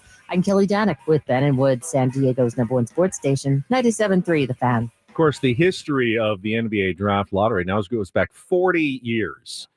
And conspiracy theories go back just as far. Sure. To 1985, when the New York Knicks, badly in need of a superstar player for the premium market in the NBA, just happened to win the draft lottery and the opportunity to select Patrick Ewing out of Georgetown in that draft. And so for those of us, Ben, that aren't, so depending on how many losses you have, is a certain number of balls that you get put into a machine. So now that's how they do it, so they can weight it. But back in the day, in the first draft lotteries, they simply had a hopper, and it had an envelope with each team's name. There was like, at that point, maybe 12 envelopes, and they simply pulled the envelopes out. 1, 2, 3. And these are the 12 4, worst teams. And these are the 12 worst teams, and then they would go How many back. teams were in the NBA back then? Less. I mean, it was before 24? expansion. Yeah. So, yeah. So half out, Whatever half teams in. didn't make the playoffs were all in the draft lottery. Okay. And they all had an equal chance of winning because Okay. there was one envelope that had their logo in it. 1 in 12. And they did that live on television. So how can you possibly rig it? The envelopes are all identical. They look the same.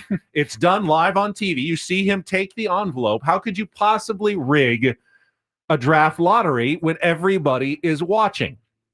But of course, someone came up Hollywood. with They people behind the camera don't know any tricks. But they came up with the brilliant theory that a lot of NBA people fully believe now. Frozen envelope. That they froze the Knicks envelope so that when David Stern reached into the hopper, David Stern, New York citizen. Yes, he finds and some people credit him saving the NBA. It wasn't as popular back then as it is today, and they needed big market teams like LA and New York to have the best players to draw big attendance and big ratings. And the theory is he reaches into this hopper and he reaches around dramatically to find the one that is cold, because that's the one that has the New York Knicks in there to be the first selection to take Patrick Ewing. Is it true? I'm not a conspiracy theorist, but the one thing you need for a successful conspiracy theory, you can't have 17,000 people need to keep their mouths shut, about what's going on at Area 51.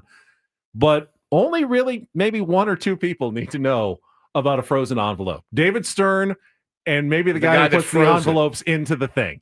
And you can keep that pretty quiet. So, people have looked at the video.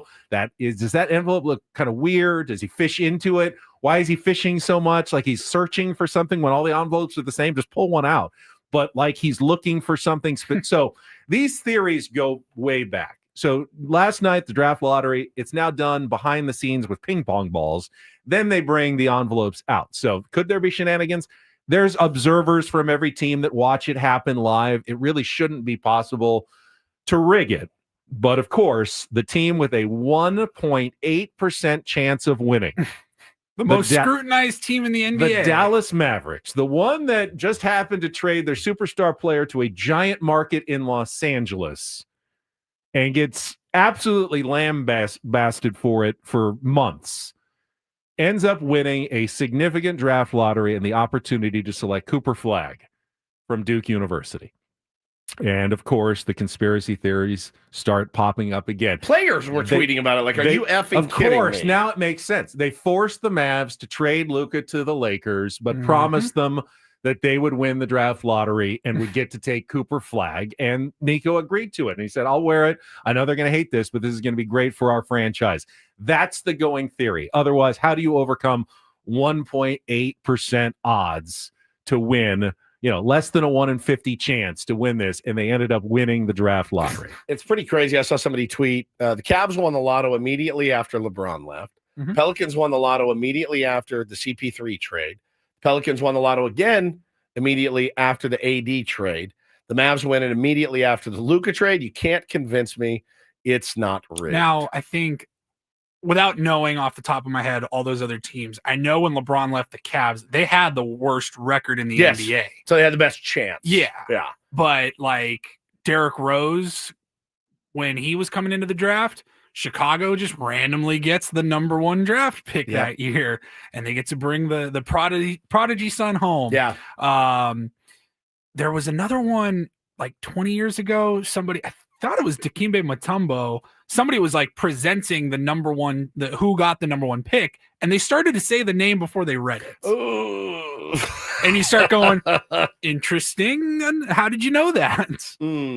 Mega Doomer says, I'm a Hornets fan. They've been horrible in the lottery 23 times. They've gotten the first pick once. Yes. Is it because teams, they're in Utah, Charlotte? They all happen to miss out on the draft lottery this year. Okay, well, let's play that tape forward.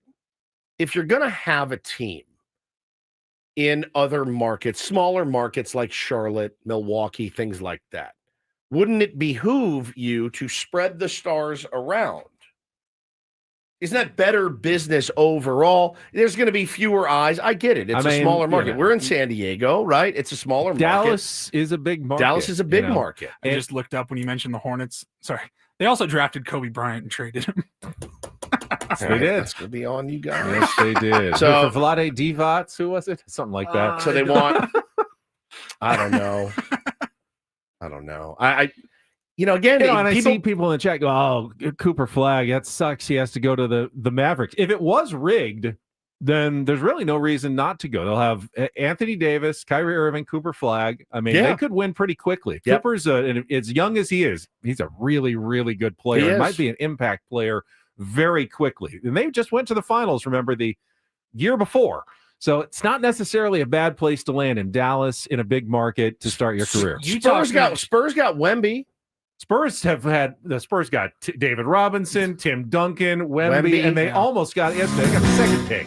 I thought it was going to be the Spurs again. Like, Spurs are the best draft lottery team in history. No one does better than the Spurs. You can't do better. It's just luck. They're a tiny market. So do we know where did Utah end up going? Because they had 17 and 65. They got the fifth pick. And they get fifth. The Mavericks 39 and 43 just missed the playoffs. Sucks to be Utah. Sucks to be Utah. All right, Woodsy has teased something. Yeah, this is interesting. All right, we'll be back.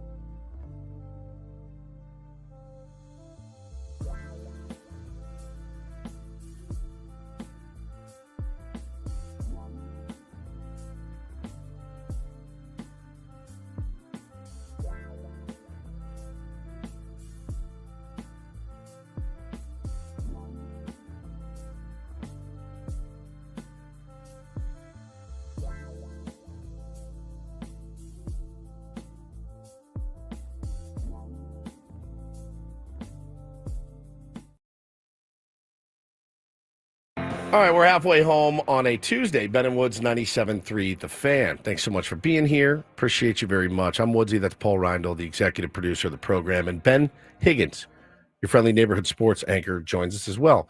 Rarely do I get nervous with a microphone in front of me. Really rarely. Like very, very rarely do I get nervous. But I do feel like this is one of those instances where I'm nervous. When was the last time you felt like you were nervous with a microphone?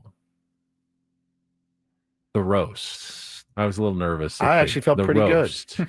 I had a couple of whiskeys before. That's true. I did not have a couple of whiskeys this morning. When we did that event at Petco on the stage, I was nervous. I was nervous on that one. Fairly nerve-wracking. Yeah, that was tough. But this is one of those instances, and I'll tell you why. I've had an idea for a while, and I've tamped it down, and I've tamped it down again, and it keeps bubbling up to the surface.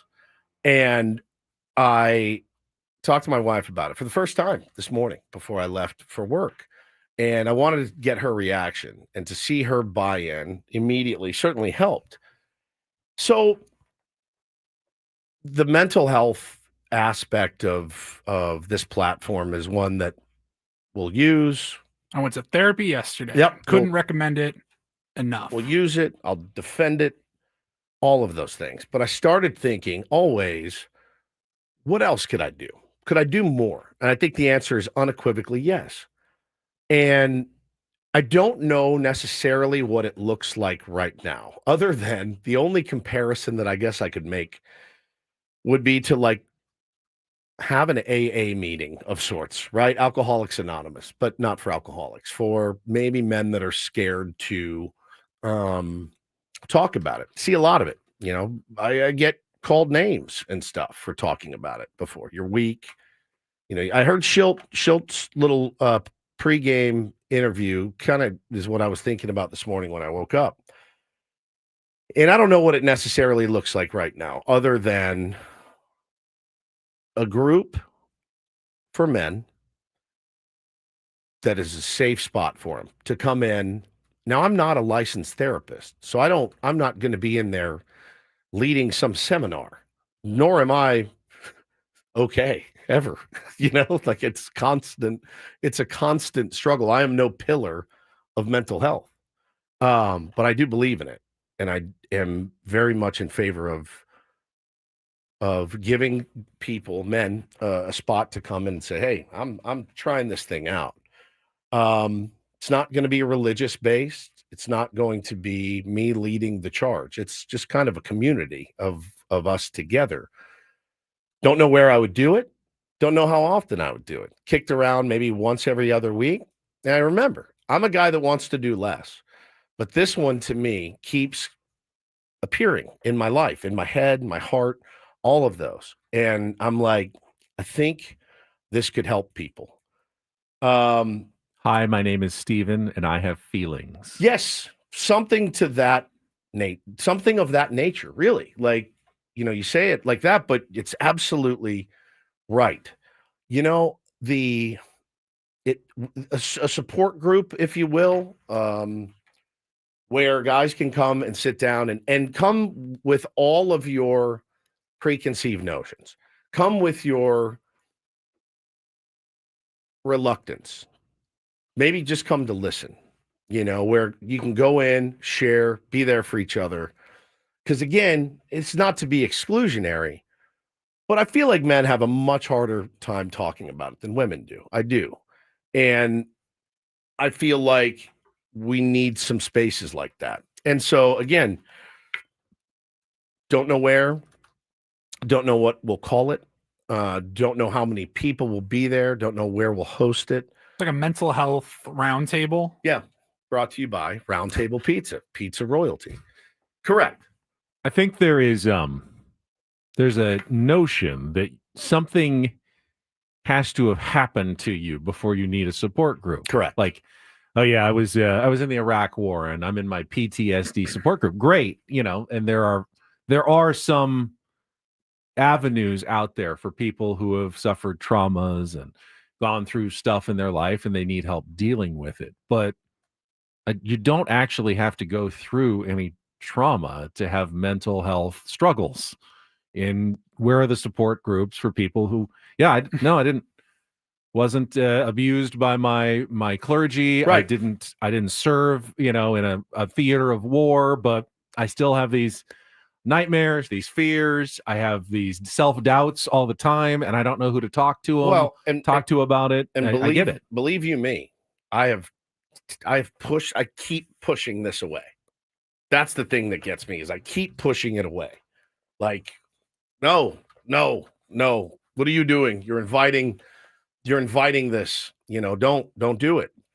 And it keeps coming up. And normally when I push something away, it stays away. And this one has not. And this one has not stayed away. And so I'm going to do it. And I am just going to put my head down and try to get this thing done. Andros in the chat has a suggestion for the name of the group. You got a problem. I saw that. I don't want to tell people that they've got problems. They know that they have problems. You got a problem. And I feel like, therapy can be really expensive. Hard to find. Hard to track down. And again, there's opportunity here to bring people in, speakers, that can come in and we listen, and then there's opportunity to go around and just share, this is what's happening to me. Does anybody have any advice? Or just get it off your chest. Don't come in and, well, let me tell you what I would do. No, just come in, get it off your chest, and have people that are there for you, and know that, hey man, every couple of weeks I can go in and talk about things. And I'm like, no. And it just keeps saying yes. I've said it before on this show. So I've gone to therapy now for like 9 years, and I got really lucky. I found my therapist like pretty early on. Everybody told me, like, don't be afraid to try different therapists. If this one doesn't work, there's somebody else that can connect with you a little bit better. I've been with the same person now for like 9, almost 10 years, and it's been life-changing. Yeah, it sucks that it's expensive, not covered by insurance. You got to pay for it out of pocket, but it's not even negotiable anymore. It's part of my budget moving forward. The thing about therapy is it's somebody, you could have the best relationship in the world, like with your partner or your best buds, but there's still aspects of, they don't maybe always tell you what you need to hear, or they might cater to what you want to hear, not as much what you need to hear. Your therapist, they block all of that out. They're only concerned, they don't know any of the people that you work with or that you're talking about or anything like that. Their only concern is your well-being. Yeah. And that's invaluable. Yeah. And so KG says, start a Discord, because the impersonality of being online would help people to open up. I can't do it online. It's got to be in person. We need to look each other in the eye and let our fellow men know it's great that you're here. It's cool that you're here. I've been a part of Bible studies and things like that. Again, this is not religious at all. This is just for people that may not have ever. I just feel like, when you feel like maybe you have a bit of a calling, a little bit. I've never really felt that before, of like, hey man, you can help some people here. And you know how important being a dad is to me, how important being a better husband is. And I don't know, I just kind of felt like, all right, I kept saying, stop. You don't want to do this. And it just keeps popping up. And so I talked to Hannah about it this morning. She was all in favor of it, and then sent me several suggestions of places and things like that. I don't know. I don't know. I just know that the seed of the idea has started to sprout a little bit. And I think, this is something that is beyond, entertaining people on the radio, talking baseball, whatever. Just a place for guys to be able to come and feel like, you don't have to come in and be nervous. You can come in and just share. And again, keep it anonymous, first names, whatever, and, come back and be there for each other. I just think things like that are important. And I just don't think there's enough resources too. That's the other part, is there's just not enough resources for people that need help. And, if I can use my platform to be that resource, that's what I want to do. So that was my idea that I'm very, very, feel very nude right now talking about, but I do feel like I can get it done. I'm going to tell you right now, it's probably going to be up in North County. I'm not going to travel a lot. Well, I think ultimately We got a room at the Boys and Girls Club in yes. South Bay. Yeah, I'd love to take it on the road. I'm supportive of this idea, and get it started on a small scale. Yeah. I don't think you want to have a ballroom of 700 guys. It has to be a somewhat intimate group. A dozen around in a chair in a circle. It can't get too large. If it goes well, perhaps there are tier ones who can start their own groups as well around the county, different places that are more convenient for everybody, and maybe you can help organize a little bit just with your connections of the audience and everybody. But yeah, I don't think you need to rent out some concert space and have a big theater where people are trying to share their feelings. This inherently has to be a smaller scale enterprise. Well, I don't want it to be a seminar either, just a place to go and feel like, hey man, this is where I can go, I can let it out and be done with it. Yeah, I mean, anybody that listens to me every day knows that, like I said, I'm trying to do less stuff, and for some reason it just keeps coming up to the surface to where it's like, hey man, this is I'm gonna open my eyes to it instead of kind of turning from it. So I'm working on it behind the scenes, if you will. And no, probably not Pacers. I mean, that could be a fun night out, Keegan, but probably not going to be at Pacers. But I just need to find, you need to find space. You need to find a space where you can go sit, like you said, man, circle the wagons a little bit and say, all right, Mike, go ahead. All right, Bill, go ahead. Go around and just be there. Spend an hour together. Share your story and what's working for you, what's not working for you. And so yeah, I'm all in favor of that. And I don't know what I'm going to call it. I don't know how I'm going to announce it or anything like that. You got a problem. I can't.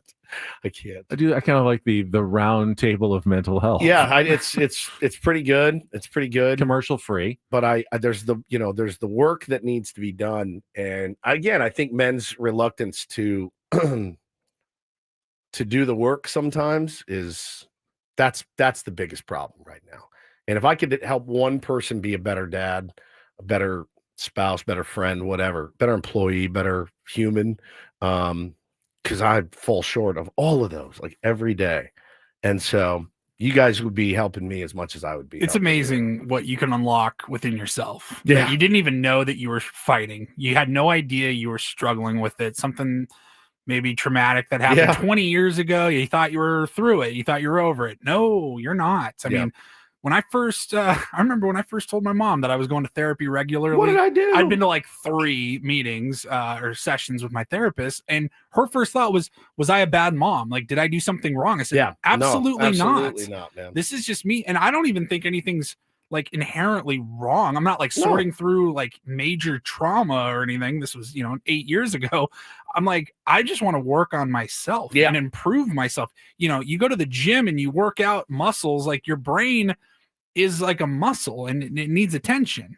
Yeah, and the longer you ignore it, for me, the longer I ignore it, the worse it gets every time, every single time. So I just think I think it'd be a good thing for a lot of men out there, because again, you talk about it on the air sometimes and you get called names, you called weak. I love what Schulte said last night. Asking for help doesn't make you weak. It's actually the opposite. Schulte is definitely not weak. No, it makes. And I was glad to hear him say that. It's good that role models that are viewed as strong guys can still say, yeah, but struggle. I struggle. Well, it's not easy. Skip Schumacher talked about his mental health. I mean, there's just all these people I admire, and they've been so open and honest about it that I thought, what better platform to use? Because who knows? Who knows how long we're gonna be here? But if somebody felt safe enough to come in, sit down, and share their story a little bit, I think it'd be pretty cool. I didn't realize this. Louis Hahn says our friends at Emo Brown have a men's group called the Link Up in the South Bay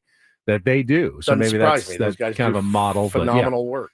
It's this is not an original idea by any stretch, but it was definitely one that I thought I can spearhead this thing. Using our audience, certainly.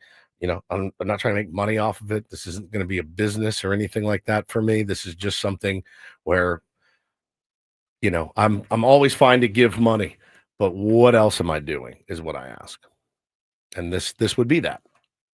You always impress me. Thank you, Benny. And that was very brave of you to even throw that out there to everybody. But I hope you like the response. Yeah, very much. I think almost universal support in our chat. Paulie and I are very supportive of as well. Getting some texts about some potential locations and things like that too, which is great. Good for you. That's what we want to do. All right, now get your head right because you got to take on Woods coming up. Oh God! All right, here we go. In our next segment, we need a contestant if you want to try to call in and qualify for our grand prize trip to Las Vegas. Now is the time. 833-288-0973. We got our 5-question musical trivia challenge. Tier 1 V Woods coming up in our next segment. 833-288-0973. Call in during the break, and then at the bottom of the hour, the incorporator, Jesse Agler. What a great game it was last night until it wasn't at the end. Jesse, he always puts everything in such good perspective for us as well. So we'll talk to Jesse coming up at the bottom of the hour. Stick around. More Ben and Woods coming up on San Diego's #1 sports station, 97.3 The Fan. Before we check traffic, though, I want to talk about SDFatLoss.com. It has been almost 2 years now since I started my journey with SDFatLoss.com. Following their program, my counselor laid it out for me. Doctor developed it, but she told me, okay, here's what you need to eat, when you need to eat. Now, they gave you some choices within that realm. I ate a lot of chicken and steak, just normal stuff from the grocery store, broccoli, some Brussels sprouts sometimes. Yeah, I mean, you stick with it, and I lost weight. It really did work for me, up to a pound of fat per day. I lost 40 pounds in 60 days. Cheated a couple of times. They say it's fine. Everyone's going to fall off and have a moment where you just get right back on and the weight starts dropping off again. That's the great thing about SDFatLoss.com. Don't have to exercise. You're not relying on the injections, which, by the way, when you stop taking them, hunger comes back, weight comes right back on. And you don't have to buy any shakes or bars or mixes. Nothing extra required. Love all that about SDFatLoss.com. So many Tier 1s have done it. Thousands of pounds lost in San Diego. You can join them. Take advantage of the spring special right now in the month of May. Get $200 off the program at SDFatLoss.com. Go there to schedule your free consultation at SDFatLoss.com. Results may vary.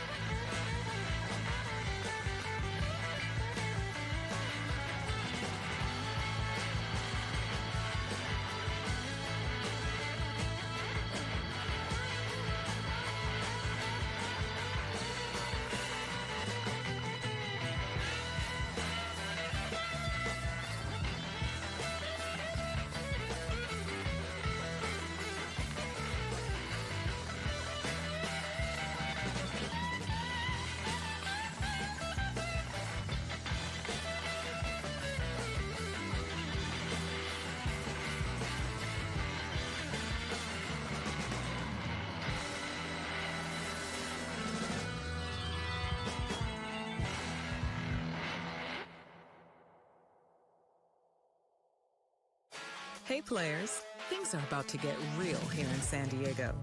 Introducing the all-new Hamul Casino Resort. With a 200-room hotel tower, exciting new eats and drinks, plenty of new places to play, and a luxe spa and salon. Hello, rooftop pool and deck. It's where players can play their hearts out and enjoy all the perks that come with it. It gets real this summer at the all-new Hamul Casino Resort, the players' place.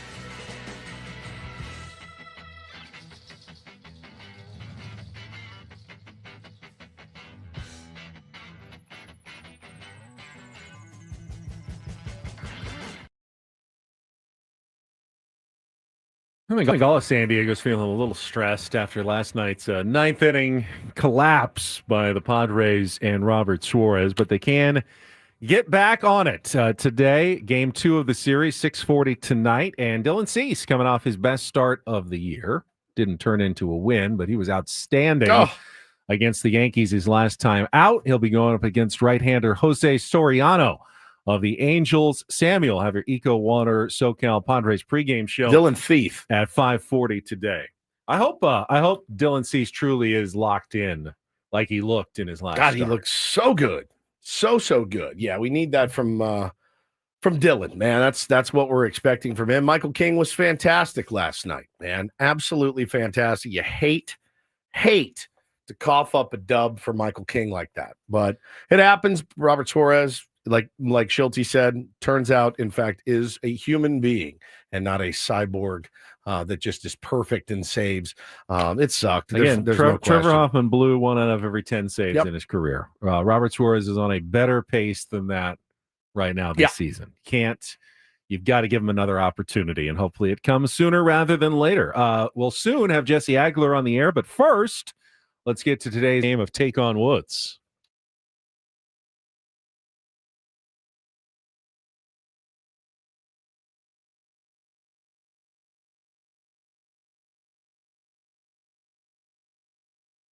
Take on Woods brought to you by Bay Alarm, security and fire alarms for every business. We got you, and we got this Noah. Yes, sir. Yes, sir. It is Noah. All right, Noah, you are a category today. You're a contestant today. Here are your categories to choose from. We got All Aboard. It is our train category, actually submitted by some tier 1s. I'll tell you about that if you choose it. A Groovy category, word groove in the title of all of our songs. And the new category today, As Easy as 1, 2, 3, 5 song titles with 3 letters apiece. All right, All Aboard, a Groovy category, or As Easy as 1, 2, 3. Noah, what would you like to play? Let's do the All Aboard. All Aboard. All right, I will explain it to you. Today's category, submitted by tier 1s, Julie and Howard. They play Take on Woods almost every morning. I appreciate the submission. The word train factors into all the answers, artists, and song titles in this one. So you'll get 60 seconds to answer as many as you can. If you don't know one, pass. We will come back to it if there's time left on the clock. First question's the 2-second song. Paulie will play the music. You need to identify the song title and the artist to score that point. Noah, are you ready to go? Ready to go. All right, Noah first, then Woods. We compare scores. If you beat or tie him, you will qualify for our grand prize drawing. It is tickets to see Bruno Mars in Las Vegas, a show at the Dolby Live at Park MGM on September 3rd, 2-night stay at the Park MGM, and a $100 gift card. Tickets are on sale now at Ticketmaster.com. Paul, you ready? I'm ready. All right, 60 seconds on the clock, Noah. Your time begins when Paul plays the music. Category is all aboard. Good luck. Let's take on Woods. The Drops of Jupiter by Train. Correct. Gladys Knight sings about heading back to the Peach State, in which signature hit recorded with the Pips in 1973. Midnight Train to Georgia. Correct. Ozzy Osbourne was going off the rails, in which solo Crazy Train. Correct. Which 1966 debut single by the Monkees was also featured in 7 different episodes of their popular television show. Oh, man. Pass. People Around the World, Join Hands, in which 1972 #1 hit by the OJs. Love Train. Correct. Which 1966 debut single by the Monkees was also featured in 7 different episodes of their popular television show. Last one for you here. It's I feel like it's a city. There's a city in there. Yeah. I don't know. Train to Boston. Yes, it is the train, but not to Boston. Are you serious? It's the last train to Clarksville. And I'll meet you at the station. Four is good, I hope though. that one doesn't come back. I don't know. He could. Woods could trip up on one of these at least. Tie goes, of course, to the tier 1. So let's bring Woods back in. Stay on the line there, Noah. All right, Noah's score is locked in. Is it going to be good enough? We will find out in 60 seconds. Woods, your time begins when Paul plays the music. Good luck. Let's take on Noah. Oh, it's Drops of Jupiter by Train. Correct. Gladys Knight sings about heading back to the Peach State, in which signature hit recorded with the Pips in 1973. Midnight Train to Georgia. Correct. Ozzy Osbourne was Going Off the Rails. Crazy Train. Correct. Which 1966 debut single by the Monkees was also featured in 7 different episodes of their popular television show. Last Train to Clarksdaleville. Yes. Clarksville. Yeah. People Around the World, Join Hands, in which 1972 #1 hit by the OJs. All the world, join hands. Love Train. Oh, I feel so bad, Noah. I knew that fourth one was going to be the difference. Oh, I think you got it. You got your it. answer in. It was one continuous stream of answer. It was Clarksville, not Clarksdale, but you said it. You said it correctly. Clarksdaleville. I got to give it to Woods here. What did Noah get? He got 4. He missed that one. He said train to Boston or something. He knew it was a city. Just didn't come up with the Monkees.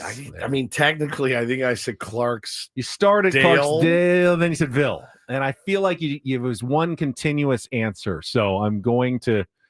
I don't want to screw my boy Noah. You want to give 4 out of 5? Right. You can qualify. All right, Noah. I'd you say know what? qualify Woods is ruled self-ruled. Yeah, and we're giving you the tie. I said Dale. We're giving you the tie. He said give you the Dale tie. first before Ville. We could go back to the tape and listen. I'll give it to him. All right, give it to him. Noah, congratulations. You're qualified for the grand prize drawing.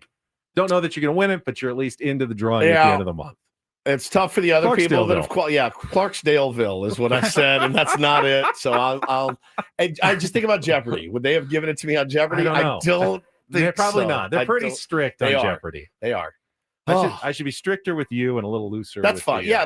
We want people to qualify. We do because we like winners. Good game today. I like tires. Tires doesn't bother me. Tier 1's Julian Howard submitted that category called All Aboard. That was great. Yeah, that was really good. Really All well right, done. Jesse will join us when we come back. Voice of the Padres, the Incorporator, on a Tuesday. Get his perspective on a rough couple of days for your San Diego Padres. That's coming up next on San Diego's #1 sports station, 97.3 The Fan. Quickly, my friends, let me share with you about QC Kinetics, the nation's leader in non-surgical relief for joint pain with over 50,000 satisfied patients. So talking about knee pain, hip pain, back pain, shoulder pain, they can take care of it for you. They did it with me with my wrists. So if you have achy joints, give QC Kinetics a call first.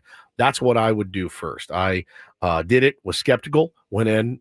I couldn't be happier. I'm on my way to the gym after this. I'm lifting heavier than I've ever lifted in my entire life. I could not pick up a 5-pound dumbbell, 2.5, 3 years ago when I sat in here. And now, again, thanks to the treatments at QC Kinetics, stronger than I've ever been. No question about it. So call QC Kinetics for a free consultation today. Learn about these cutting-edge treatments that can help you live your best life. Think about it, man. Look outside right now. Stunning day. A day maybe you used to play golf or ride your bike or go surfing.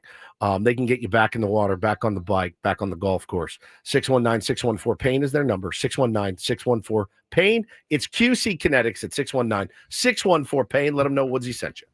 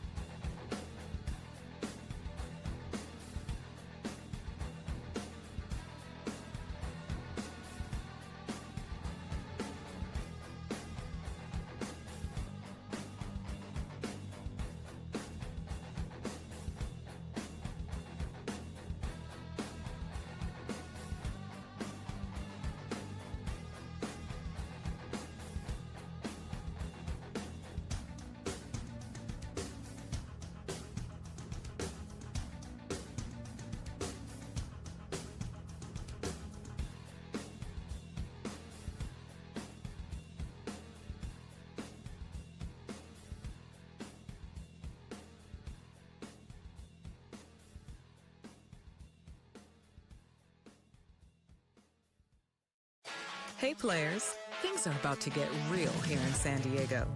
Introducing the all-new Hamul Casino Resort. With a 200-room hotel tower, exciting new eats and drinks, plenty of new places to play, and a luxe spa and salon. Hello, rooftop pool and deck. It's where players can play their hearts out and enjoy all the perks that come with it. It gets real this summer at the all-new Hamul Casino Resort, the Players' Place.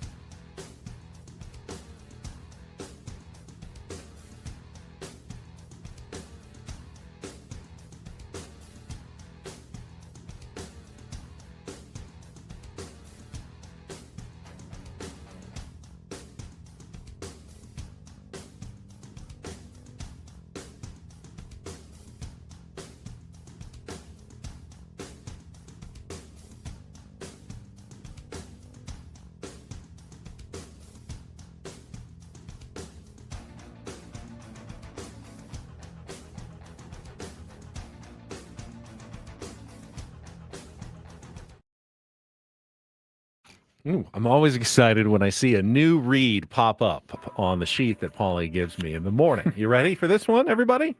Yes. Reading this dry. This hour of Ben and Woods is brought to you by U.S. Wellness Meats. Top 10 must-haves for grilling season. 1, meat. 2, meat. 3, lots of meat. Well, you get the picture. What's his name for your new grill idea? the best tasting meats on the planet from uswellnessmeats.com. New customers receive 20% off and delivery right to your door for free.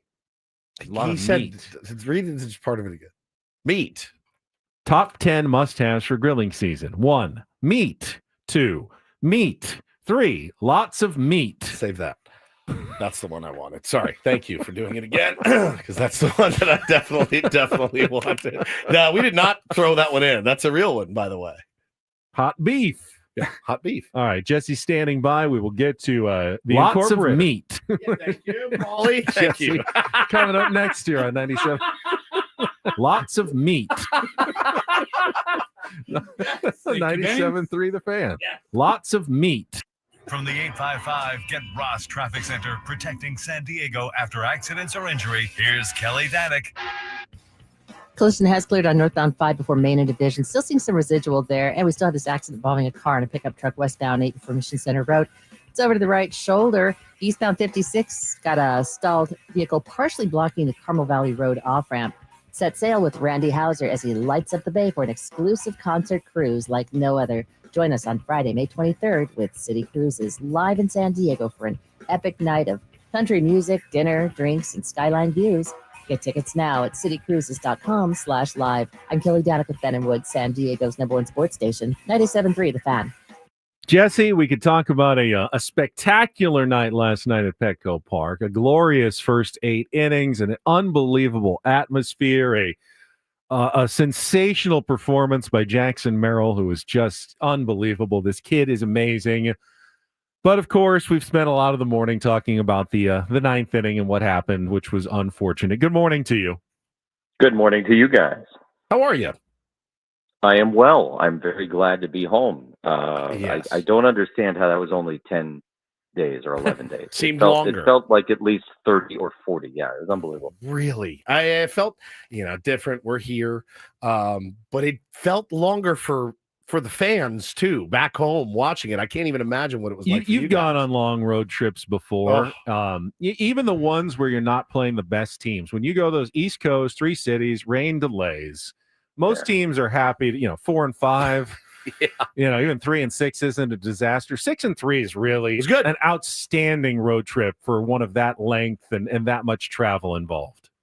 Yeah, for sure. And, 7 and 2 would have been better, obviously. And it's funny because I think everybody looks at the last Rocky game as like, oh, that was it. But to me, it was actually the one that got away in New York that sticks in my craw. I think I understand the Rockies were 6 and 34 or whatever going into the game on Sunday, but like they're going to win games and it's Colorado. I don't know. Like to me, that wasn't anything that bothered me necessarily. But the one that got away in New York was a little bit frustrating. And it's an interesting moment right now because everybody in the bullpen was like basically unhittable for the first month of the season. And you knew that wasn't going to last. And we know that, these things ebb and flow, go up and down. And yesterday was perhaps the culmination of some of the what had been mini struggles in the bullpen that, got a little bit louder yesterday. I'm not saying that as like a cause for alarm, but it's definitely, a thing to have your eye on right now because it's sort of like the whole group was just dominant and unstoppable. And now, most of the group, it seems like is going through a little bit something, but these things happen. I can't imagine anybody's particularly worried about it, particularly and especially when it comes to Robert Suarez, because he'd been literally perfect, until last night. Yeah. What are your thoughts too? I mean, you play with you work with an ex-big leaguer, you talk to Schulte all the time. You talk to managers. I am of the opinion, Jesse, it's different level. I manage a team of adult league players that some of them throw really hard, and I just kind of let them figure it out. And that's just kind of what I do. It's like that's Robert Suarez out there. If anybody's going to be able to fix it on the fly, I trust that guy with a 0.51 ERA or whatever it was going into that game. When the tying run came in, okay, that's probably it for you. I'm going to kind of give my guys a chance to get the save, as dicey as it may get. I think, one of the things to remember when we are having that conversation about, when to take the hook out is, and I remember us talking about this last year, and we had a whole conversation. I don't know why I remember it so vividly. I was in Philly. So whenever that was last season, and you guys, and I think some of the tier ones were a little bit miffed as to why Mike Schilt was always talking so positively, even when things were not going well. Yeah. This is before they really got rolling last year, obviously. And, I made the point that Mike was around the previous couple of years, this team. And I think what he saw, combined with his own beliefs, his true beliefs of leadership, was that he was going to have his guys back, even if short term, maybe it looked a little funky from the outside, because he understood, and he was correct, that in the long term, and it's always the long game when you're talking about baseball in the regular season, it was going to benefit him to do so. And I think, maybe yesterday was a little bit of an example of that. Look, if that's, game 4 of the NLCS against the Dodgers, is it going to be handled a little bit differently in the 9th inning? Yes, absolutely. I would think so. But it's May, whatever yesterday. I don't know what day of the week it is. I barely know what month it is. But it's May, whatever yesterday. And it was like, all right, I'm going to give this guy every opportunity to try and get it done. And then, it ends up being literally at the end, right, a worst case scenario. Like if Alex Jacob comes on and gets a double play ball or strikes out 2 guys, it's like, okay, game's tied. Let's go win it, And so I think, dialing in on like, oh, did he leave him in too long or all that? I think that's probably missing the bigger picture point, and in baseball, again, in the regular season, it's always about the bigger picture point. Jesse, I want to talk more about Mike Schilt because I always thought, hey, if I was ever lucky enough to be in that role, I'd be a straight shooter. Be honest. It's always honesty is always the best policy. And if my guys struggled, I could say it and it wouldn't be the end of the world. And when Mike Schilt first arrived, it kind of bothered me how positive he was. And as he's gone on, I've realized, no, I think he does it the right way. He has his guys back no matter what. They play hard for him. You know, they've got a really tight clubhouse, and I think the way he sets the tone is part of it. And I finally realized what it is about me that bothers me. I feel like Mike Shildt doesn't trust the fan base and the media to be reasonable sometimes. Like, we should be very reasonable. Robert Suarez struggled once. That is not any reason to criticize Robert Suarez, come down hard on him. There shouldn't be any think pieces in the UT or, radio hosts going on a tirade or a rampage about Robert Suarez today. No matter what Mike Shildt says, he doesn't have to defend him. We know that Robert Suarez is great. So I sometimes feel like he doesn't trust me to know that already when he's defending Robert Suarez, but he's not directing at you, Jesse, or me. There are unreasonable fans. There are unreasonable media members out there. And he just wants to make sure that no one is in any way has any excuse to go out and write some hit piece on Robert Suarez today because of one bad inning. I think you're even thinking about it too deeply. And yeah, for sure, he's aiming it at some, imaginary unreasonable person who certainly exists. But he's also aiming it at Robert Suarez. Yeah. And that's first and foremost. Him backing up Robert Suarez last night is saying to Robert Suarez, which I'm sure he said in private also, but it means something to say it publicly. Hey, man, next time, I don't want you even caring what just happened because I'm sending you right back out there. So what he said, what was it, Peralta and Morejon when they gave it up in New York, he's like, I'll run those guys right back out there tomorrow night. And again, that's instilling confidence in your guys. And look, to your bigger point about how he handles it and how you in your, sort of fantasy land of being a big league manager would handle it. Oh, we all live in that fantasy land Yeah, occasionally, right? Yeah. I imagine when you first had that fantasy, it was not recently, right? It was probably younger time in your life. And times have changed is what I'm saying in sports and in baseball in particular. And yeah, I mean, really up until the last however many years you want to say, that hard-nosed direct approach is what worked. You had a bunch of hard-nosed direct guys in the clubhouse. The players today are different than the players then. So if you came up with that fantasy, when you were watching Greg Riddock, I don't know. It's a different world in the clubhouse now than it was then. And I think understanding today's players, and I'm not trying to suggest every clubhouse is the same and every player is the same. Obviously, guys have different personalities and all that. But I think understanding today's players is a really important part, maybe the most important part of being a manager. And I think Mike understands that exceptionally well. Yeah, no question about it. And, it's weird because he has been here a while and we're all still kind of learning. And, after a game like that, you think, oh, what would I do? I'd probably be pretty pissed off. He usually goes the other way. Shilty sometimes will get you. The Padres could win 6-1. And then he's more like he's in a weirder mood than he is after they, blow one. It's weird. There's a thing that I think is important to remember is that don't take what he says too literally, all the time. Yes. Because again, he's not just. It's not that Kevin Acee or Dennis Lynn or AJ Cassavell asks him a question and he answers it. Again, he's communicating to the fan base at large. He's communicating to his clubhouse. He's maybe even communicating to people in the Padre organization. When he's saying things, it's not. And I'm not trying to act like he's being dishonest. I don't think that's the case. But there's a method to the madness, I guess, of what he's saying. He's very locked in on all this stuff. He's an expert communicator. And, to take him like verbatim word for word in every literal sense every single day is probably going to miss the point sometimes. Speaking of locked in, is there anything Jackson Merrill could do right now that would surprise you? God. I mean, if he had 4 home runs tonight, I go, yeah, it's Jackson Merrill. I mean, nothing is surprising me anymore. I expect him every time he goes up to do something great. Every time he's in the field, I'm expecting something great now, which is unfair. He's going to cool off, but man, this kid is amazing. It really is. He's out of control right now. And look, it goes back to the thing at the start of the season of, when things are going well in baseball, you kind of feel like you're never going to lose again. When things are going badly in baseball, you feel like you're never going to win again. And so you're right. Like at some point it'll return to orbit, at least to some degree, I would imagine. But I tell you what, all last year with Jackson Merrill, and I'm sure I wasn't alone in this. It was kind of like, all right, like when is that rookie slump going to hit? And it's like, it's got to happen at some point, right? No one can keep up this pace their entire rookie year. And then I think it was the first game after the All-Star break. I think he struck out 3 times in Cleveland. They got shut out. And I was like, all right, in my head, I'm like, all right, maybe this is, when it's finally going to come back down to earth. And then the next night he had 2-3 hits and took off again. and never cooled the rest of the year. He's incredibly special. He's incredibly special. I think, obviously the Padres have a couple of guys in Fernando and Manny who are going to be perennial MVP candidates and really have been when healthy in Fernando's case, when on the field in Fernando's case.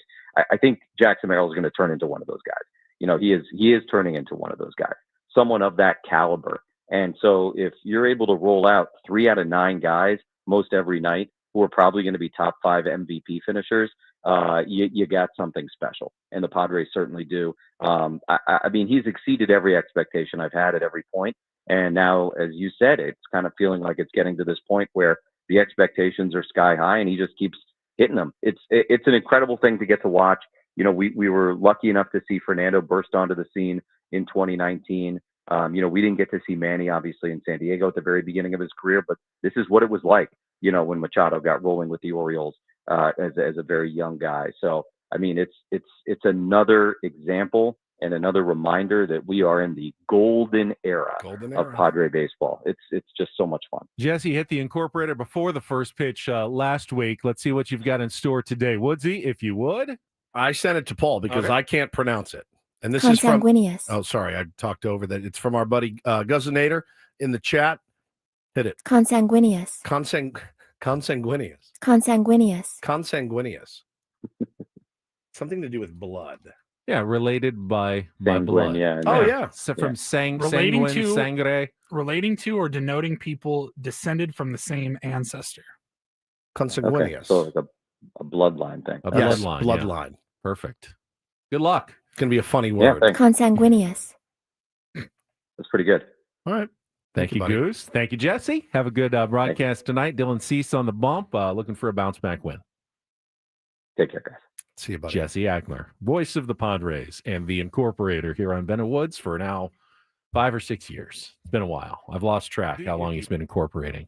Absolute legend. Consanguineous. Consanguineous. Oh, Gwyn. Consanguineous. Dominic points out the Gwyn in there. Could be a nice connection. I don't know. Don't give Jesse any ideas. I'm sure Jesse has ideas. Got some injury updates for you. Good and bad. Good injury update. Yeah. Yeah. And bad. Can we talk about the timing of those last night? Yeah. Randomly? That is coming up when we return. Final hour of Ben and Woods. Reindl Report ahead as well.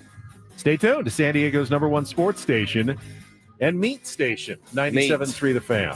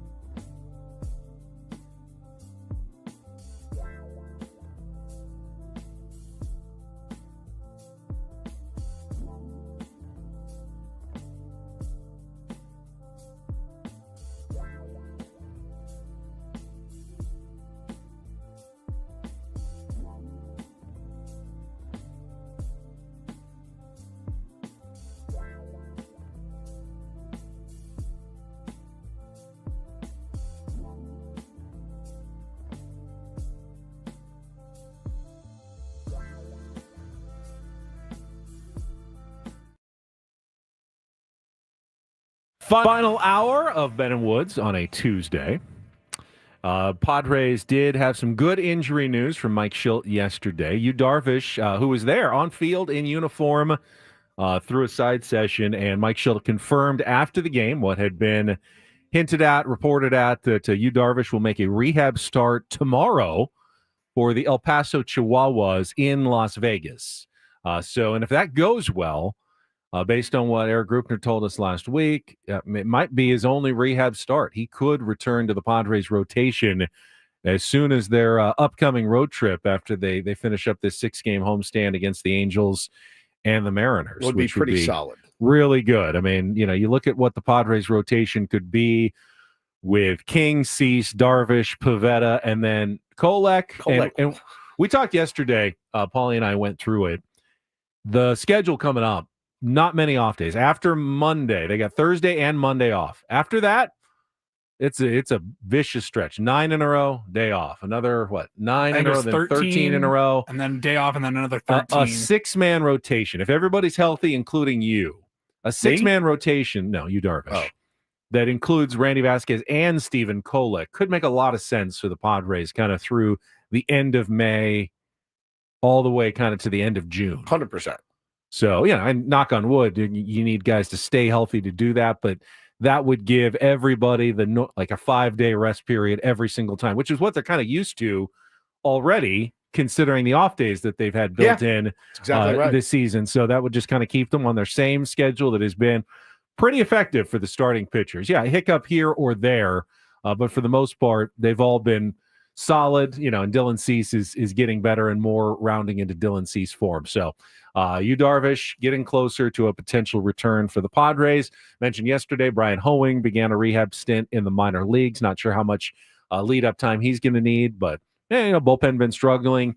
I know Hoeing didn't have a good first outing, but it's minors. It's not what you're worried about. He's someone that we expected to be a valuable, not necessarily high leverage guy, but you can throw him for 2 innings, you can throw him in the 6th or even to the 7th. He can do different things. Yeah, he was good. They'll be better off when they get Brian Hoeing back at some point. No question about it. I did find it interesting last night. So I'm assuming that these updates just come over the loudspeaker in the press box in the 4th inning last night when Dennis Lin, AJ Cassavell, everybody just started tweeting about Padres minor league injuries. Is that sometimes that's usually what happens? Usually it's in-game announcements like have to do with that specific game, but I wasn't there, so they may have made an announcement of some sort. But it all of a sudden, all of the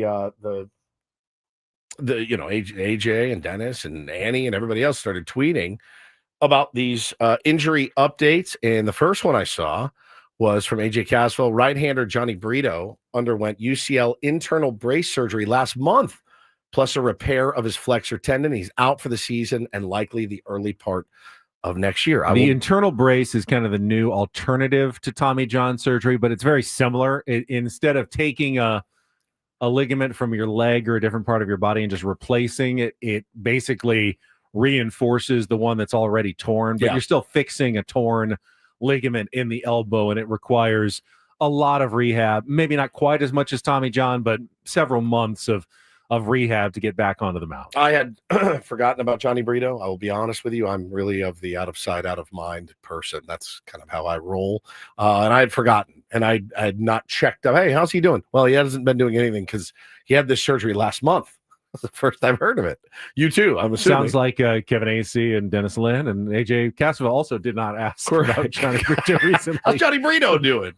I guess good advice for us to continue to check in. Well, how's Kyle Hart doing right now? If you're the Padres and you go, we don't need to tell. I mean, if anyone asks, you can let them know about Johnny Brito. What happens if no one asks about Johnny Brito? This is what happens. Eventually, so I guess we have to say something. I mean, we kept waiting for someone to ask. We get Schilt on Friday, be like, how's Kyle Hart doing? Great. How's Matt Waldron doing? Kyle Hart's not hurt. No. I'm just start ripping through all of them. See if we can smoke out any other injuries betting in the minor league levels. And then the big one, I think, Padres number 2 prospect, Ethan Salas, has a stress reaction in his lower back and will be out until July. General Manager AJ Preller said the Padres are optimistic his recovery will simply require rest and won't impact his development much aside from the missed games. Is Is it bad that my initial reaction was relief?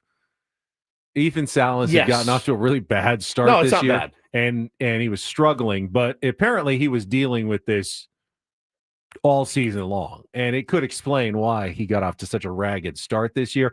Get him healthy, get him, hopefully he gets some at-bats at the end of the minor league season. The great news nowadays, you can extend the baseball calendar all year long with the Arizona Fall League, different winter leagues. You can send him to the Dominican or Mexico or wherever. If he needs at-bats, if he needs innings, he will get his innings in the year 2025. They may not come in the normal April to September window that you would think for a baseball player, but you can put a full season if you want in the July or August to January window.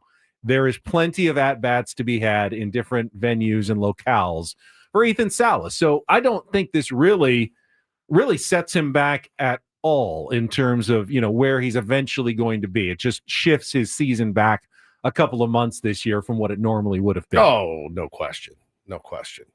So it's again, there's no rush for him either at all, not even a little bit. So it's fine. Let him rest, let him heal up, and get him back to action when he can. Michael Harrison in the chat says Salas, Bateman, and Mayfield for Luis Robert. Pull the trigger, Preller. You don't want to throw in. You don't want to throw in Leo DeVries as well. Luis Robert's been pretty terrible for a while. I mean, there will be competition for his services, but you're not giving up that kind of package. No, and paying his salary too. No, I mean, you look at it as a talented player on a really, really bad team, but yeah, man, not the greatest start for Luis Robert. Don't overpay for him. Mets are interested in him as well. Did you guys talk about the Dodgers making it known they're going to be in on Kyle Tucker already? Did you guys talk about? Oh, you did not. Did not. You saw that graphic come out over the weekend, and I don't know who's doing their bidding. I'm assuming it was Bob Nightingale or somebody like that. Letting everybody know, even in May, like in the offseason, not trying to trade for the Cubs aren't going to let him. They're in it to win it this year. Yes. They're not going to trade him at the deadline. They want to be in on the Kyle Tucker sweepstakes should it get there next year. Do you think that was the timing of that was a little odd? I mean, is a little BS? bit. I'm just hearing about it now. I had not. Oh, you hadn't seen it? I hadn't seen this at all. So that's interesting. It's what was the graphic? Like they're just Dodgers expected to be in on Dodgers going after Kyle Tucker in the offseason if he gets free. I mean, what's the surprise here? Like they're in on every single did the Dodgers free agent. Tell someone, or is everyone just assuming that of course they're going to be in on Or are Kyle they just Tucker? doing their bidding for them, like trying to raise the price up on the Cubs, which is smart. I bet they'll be in on Michael though? King. I bet they're in on Dylan Cease. I bet they're in on. I mean, is it Kyle Tucker's agent who's saying this? Maybe.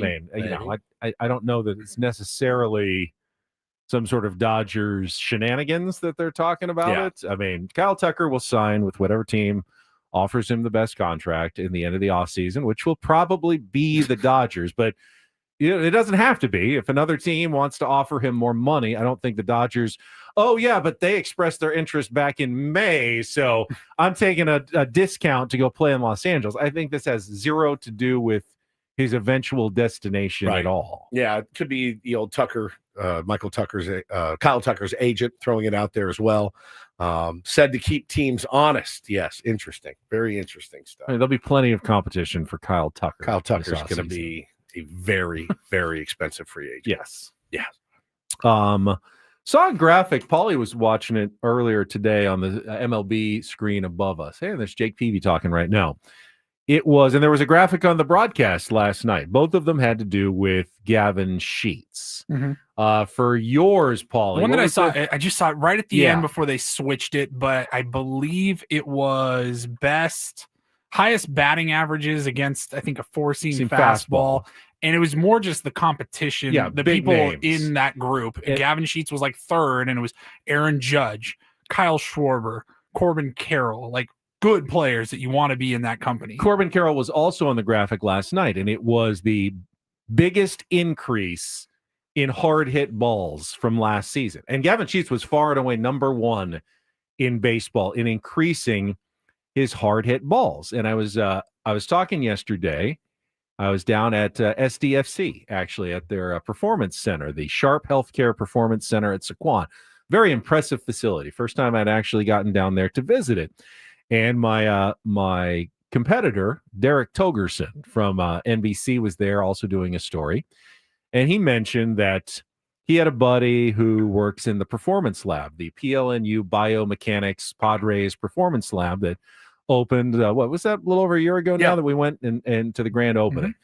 And he said in the offseason, they were working with Gavin Sheets in the biomechanics lab. And they were going, we figured something out. The hard hit rate, even in the metrics right away, just whatever swing adjustments they made was incredibly noticeable. Like immediately that they saw it and they were thinking, ooh, we may have something on our hands here. Even going into spring training after they had signed Gavin Sheets, they were thinking this Gavin Sheets could be, back to being a premier contact, striking the baseball with authority guy. And so far that has pretty much played out for Gavin Sheets this year. He's hitting the ball hard when he makes contact. It's good. He's That's been a big, good addition for the Padres. No question. He's been fantastic. And, had that little kind of turned into a pumpkin there for a minute. Again, it's a game of adjustments, man. They're adjusting to you. Can you adjust back to them? And so far he's done a really, really good job. We talk about Jackson Merrill's elite adjustability all the time, the ability to adjust where they're pitching him and how, and seemingly just always finds his way through it, man. Always. Did you see, speaking of other NL West teams, after the firing of Buddy Black, which you weren't here yesterday, we talked about obviously a lot, the piling on of the Rockies yesterday in the stories about how they are so far behind the times when it comes to the other 29 baseball teams. Well, they refuse to get into the 21st century. You asked the question last week, Benny, on the roundtable, and I thought it was a good one. Woodsy, what do you do to fix the Colorado Rockies? And I said, my first piece of advice was get rid of anyone with any value that you have. Like that's, semi-expensive contract. Think about maybe the Ryan McMahons, the guys that have been there for a few years already, the Kyle Freelands, right? Ryan McMahon's a good player, man. Brendan Doyle's a good player. Like, I don't know how old they are. I don't think they're super old. They're not, in their late 20s, I don't think. And get what you can for them and then start rebuilding the farm. But as it turns out, rebuilding the farm isn't going to do anything for this team. They need to strip this thing down to the studs, Ben, down to the studs organizationally and go back to square one. They need to call a Kyle Bodie. They need to call someone Extreme Makeover Franchise Edition. Bar Rescue, like whatever you can. I would watch that show in a heartbeat. Extreme Makeover Baseball. Colorado Rockies.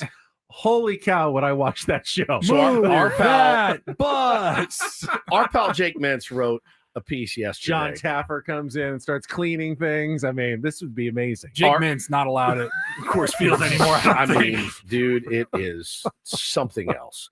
But they were talking about how not only do they do things in an antiquated manner, they laugh at all of the other teams that are using, TrackMan and that are lapping them. They laugh at them. Laugh at them. They laugh at them. Why are you doing such silly things? That's the worst part is like they sit in there with their arms folded and go, can you believe this? 29 other teams are just full of morons. This race to technology. They don't have any of their own proprietary metrics like Stuff Plus. Every other team apparently, like Eno talks about the Stuff Plus. Every team has their models about what makes pitchers nasty, except for the Colorado Rockies. They said, listen to this. Eye test, listen to this paragraph from our pal Jake Mintz, wrote it for Yahoo Sports.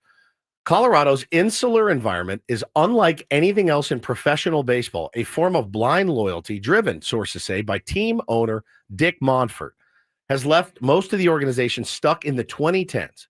As a paradigm-shifting technological revolution swept baseball, the Rockies simply failed to adapt, leaving them woefully behind the times. They are, for instance, the only MLB team without an internal pitch grading system or proprietary Stuff Plus model. They don't have a way. And somebody made the point, well, hey, wouldn't it be foolish to have that in Colorado? And the counterpoint was, that is the number one place where you would need your own method to say, these are the guys, young kid coming up. Who's the kid? Pitched last night. Really, really good. Dollander. Dollander, stud. Chase, these are the pitches that work for you at Coors Field. This is how you can be successful at Coors Field. They're the one team that does it when they're the team that needs it the most because they have the most weirdly volatile ballpark, and they've been trying to figure it out for years. And instead of adapting, they've just said, look at all these guys and their fancy technology. We're going to go by gut and feel, and it just doesn't work in the year 2025. And it was interesting because Jake talked about, he said, what did he say? Blind loyalty. Yes. And then you read, it says here that the GM has been with the team since 1999. Their VP of International Scouting joined the Rockies in 1993. Their VP and Assistant General Manager of Scouting, he's been there since 1991. Their Scouting Director and their Major League Operations Director, other guys, they've been there since 1991. Well, so is that stability in that you stay there for 30 plus years, or is that like, hey, you guys are living in 1993, you got to get some new blood in there? I do think, like from the Padres example, they could have cast aside AJ Preller years ago, and guess what? I think they would have missed out on all of the experience and growth that AJ kind of learned on the job, sometimes the hard way over the years from his own mistakes. If you're going to keep someone on the job for a long time, and I have no problem with consistency and continuity, but you need people who are also willing to evolve. You can't just hire someone who's in 1991 and goes, and we're going to keep doing it the way we did it in 1991 for the rest of time. Continuity is good, but the continuous people have to evolve and change as they go. I mean, and again, like I love Buddy Black, but they kept Buddy Black for 10 years or 9 years, whatever it was, at the helm. And again, not his fault. You know, if that's what you have, is like, hey, man, it would be like us trying to, honestly, it would be like, hey, we don't have internet. You guys do radio. You don't need internet. 1991 was the year before they actually even started as a big league team. So this is someone who was hired like in the lead up to the debut of the Colorado Rockies is still there. They've missed out on several opportunities. Not just still there, like still there making as a decision maker. Yeah. Like, they've missed out on opportunities over the years to move pieces at the deadline, like a Nolan Arenado, right? Things like that. It has just been, they let him walk, right? Or did they move him? I thought they moved him, but they traded him and ate a bunch of salary. They traded him for nothing and ate a ton of salary. Like they just have not. They've had some good players, right? But again, how is Chase Dollander, who now, Ben, by the way, has a 6.86 ERA, how is he supposed to get better? Even though, you see flashes of what that guy can do. Watched him pitch against us. He's got a lot of talent. How does he grow as a potential number one for your franchise if you don't have any of the metrics and things that he needs to improve? It's really, really interesting. As you said, he had a good night last night. Rocky still ended up losing a Wyatt Langford home run. We can talk about what happened in the rest of baseball. Also, a Reindl Report coming up. Quick timeout. More Ben and Woods coming after traffic on San Diego's #1 sports station, 97.3 The Fan. First, though, Woods and I want to tell you about trustandwill.com. I was talking yesterday that I had a colleague who came up to me and asked some questions about Trust and Will. Said, did you go through the process? And I said, yeah, it really was very easy. It took maybe 20 minutes tops to fill out everything I needed to get my legal documents. And he said, but you haven't had to use them yet. And I said, no, I'm alive. No, I have not had to use them yet, so I can't really give you that perspective on what happens when you use them, but I feel good about it, though. How about this? You'll never be able to give him the perspective on what it's like when it's done. I will not. All right? Unless it's from beyond the grave. But I can tell you the peace of mind that I have after having gone through the process. That's exactly right. Just go to, I know it's going to work, but I'm not going to be able to tell you how well it worked after I'm not here anymore. Go to trustandwill.com. Use the code FAN when you check out. You'll get 20% off, plus free shipping of your estate documents.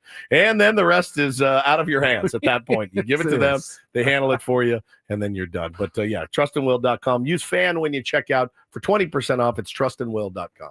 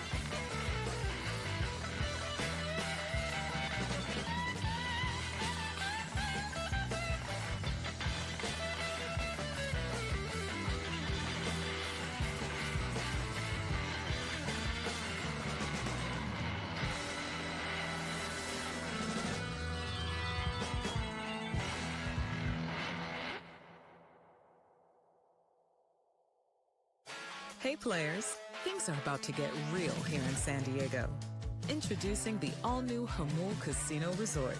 With a 200-room hotel tower, exciting new eats and drinks, plenty of new places to play, and a luxe spa and salon. Hello, rooftop pool and deck. It's where players can play their hearts out and enjoy all the perks that come with it. It gets real this summer at the all-new Hamul Casino Resort, the players' place.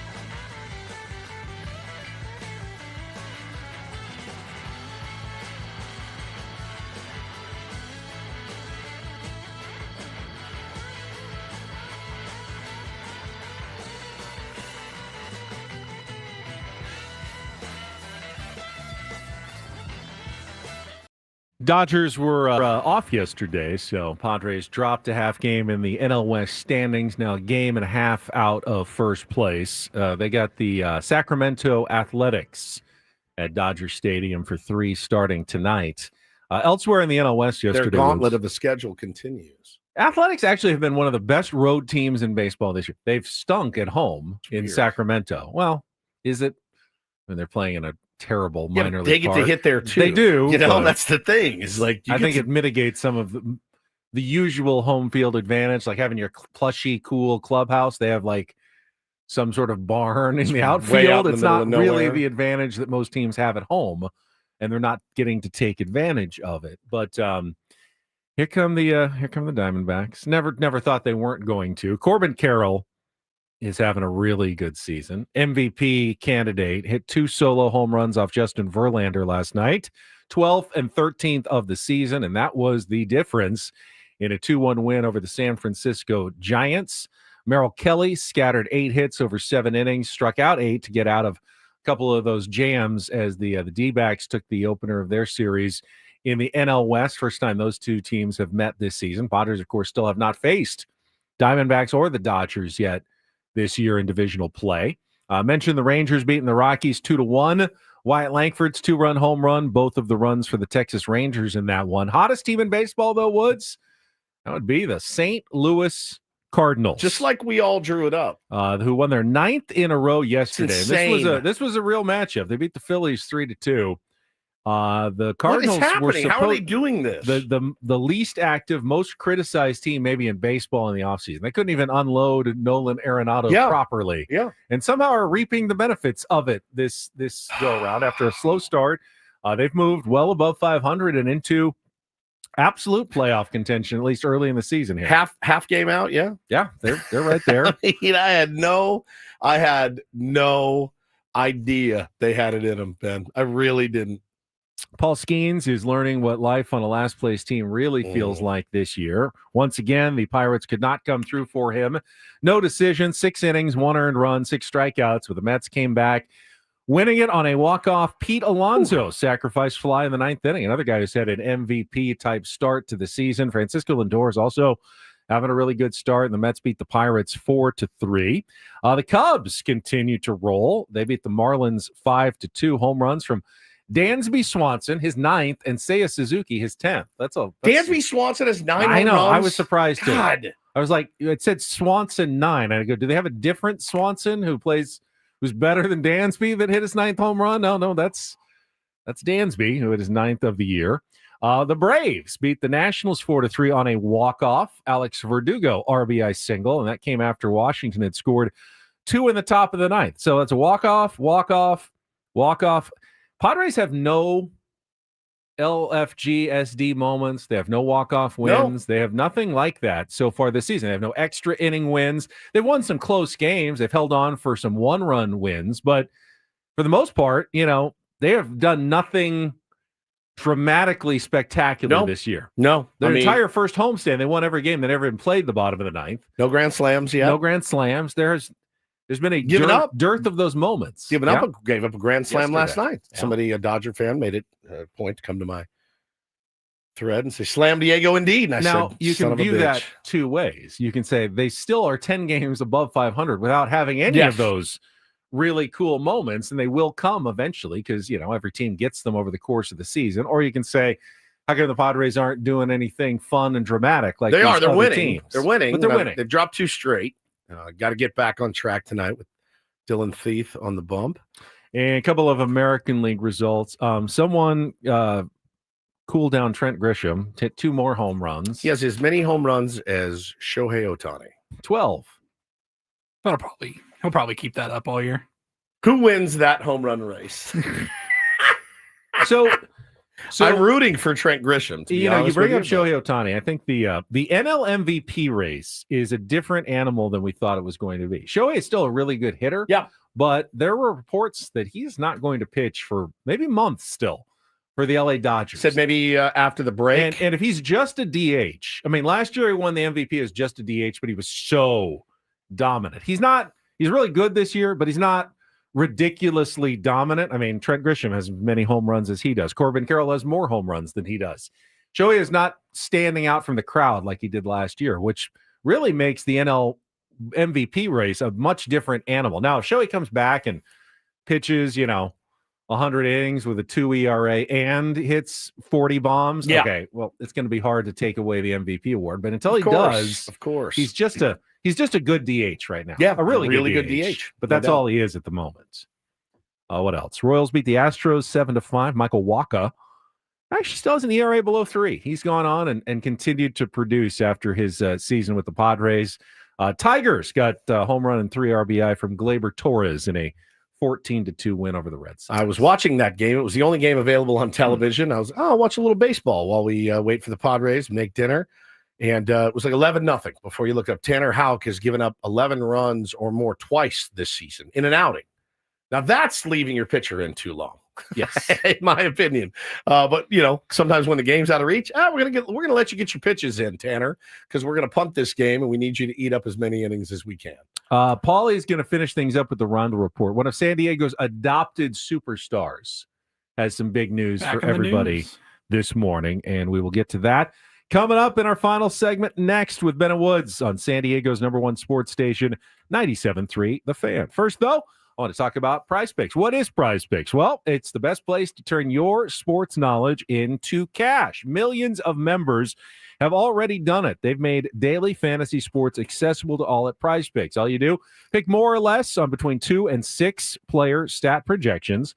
Create your lineup for your chance to win 2,000 times your money. And right now during basketball season, you got all kinds of lineups to set More or less than 4 3-pointers for Anthony Edwards. More or less than 27 points for Nikola Jokic. Whatever you're playing, check it out right now at Prize Picks and set it up. It's easy to download the app, and when you do, make sure you use our code KWFN. Those are our call letters.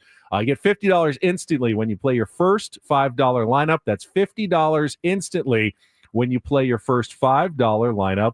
With Prize Picks, always running your game. So fun, so easy. And take advantage of special Taco Tuesday discounts to get bigger payouts on Tuesdays and select player projections right now that lead to big payouts. At Prize Picks, run your game. Must be present in certain states. Visit prizepicks.com for details.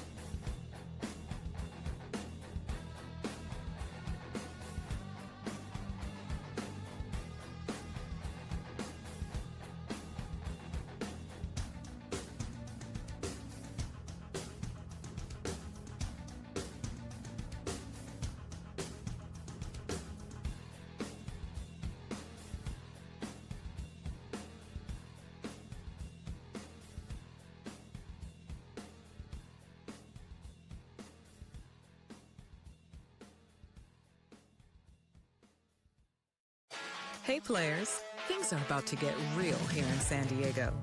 Introducing the all-new Hamul Casino Resort. With a 200-room hotel tower, exciting new eats and drinks, plenty of new places to play, and a luxe spa and salon. Hello, rooftop pool and deck. It's where players can play their hearts out and enjoy all the perks that come with it. It gets real this summer at the all-new Hamul Casino Resort, the Players' Place.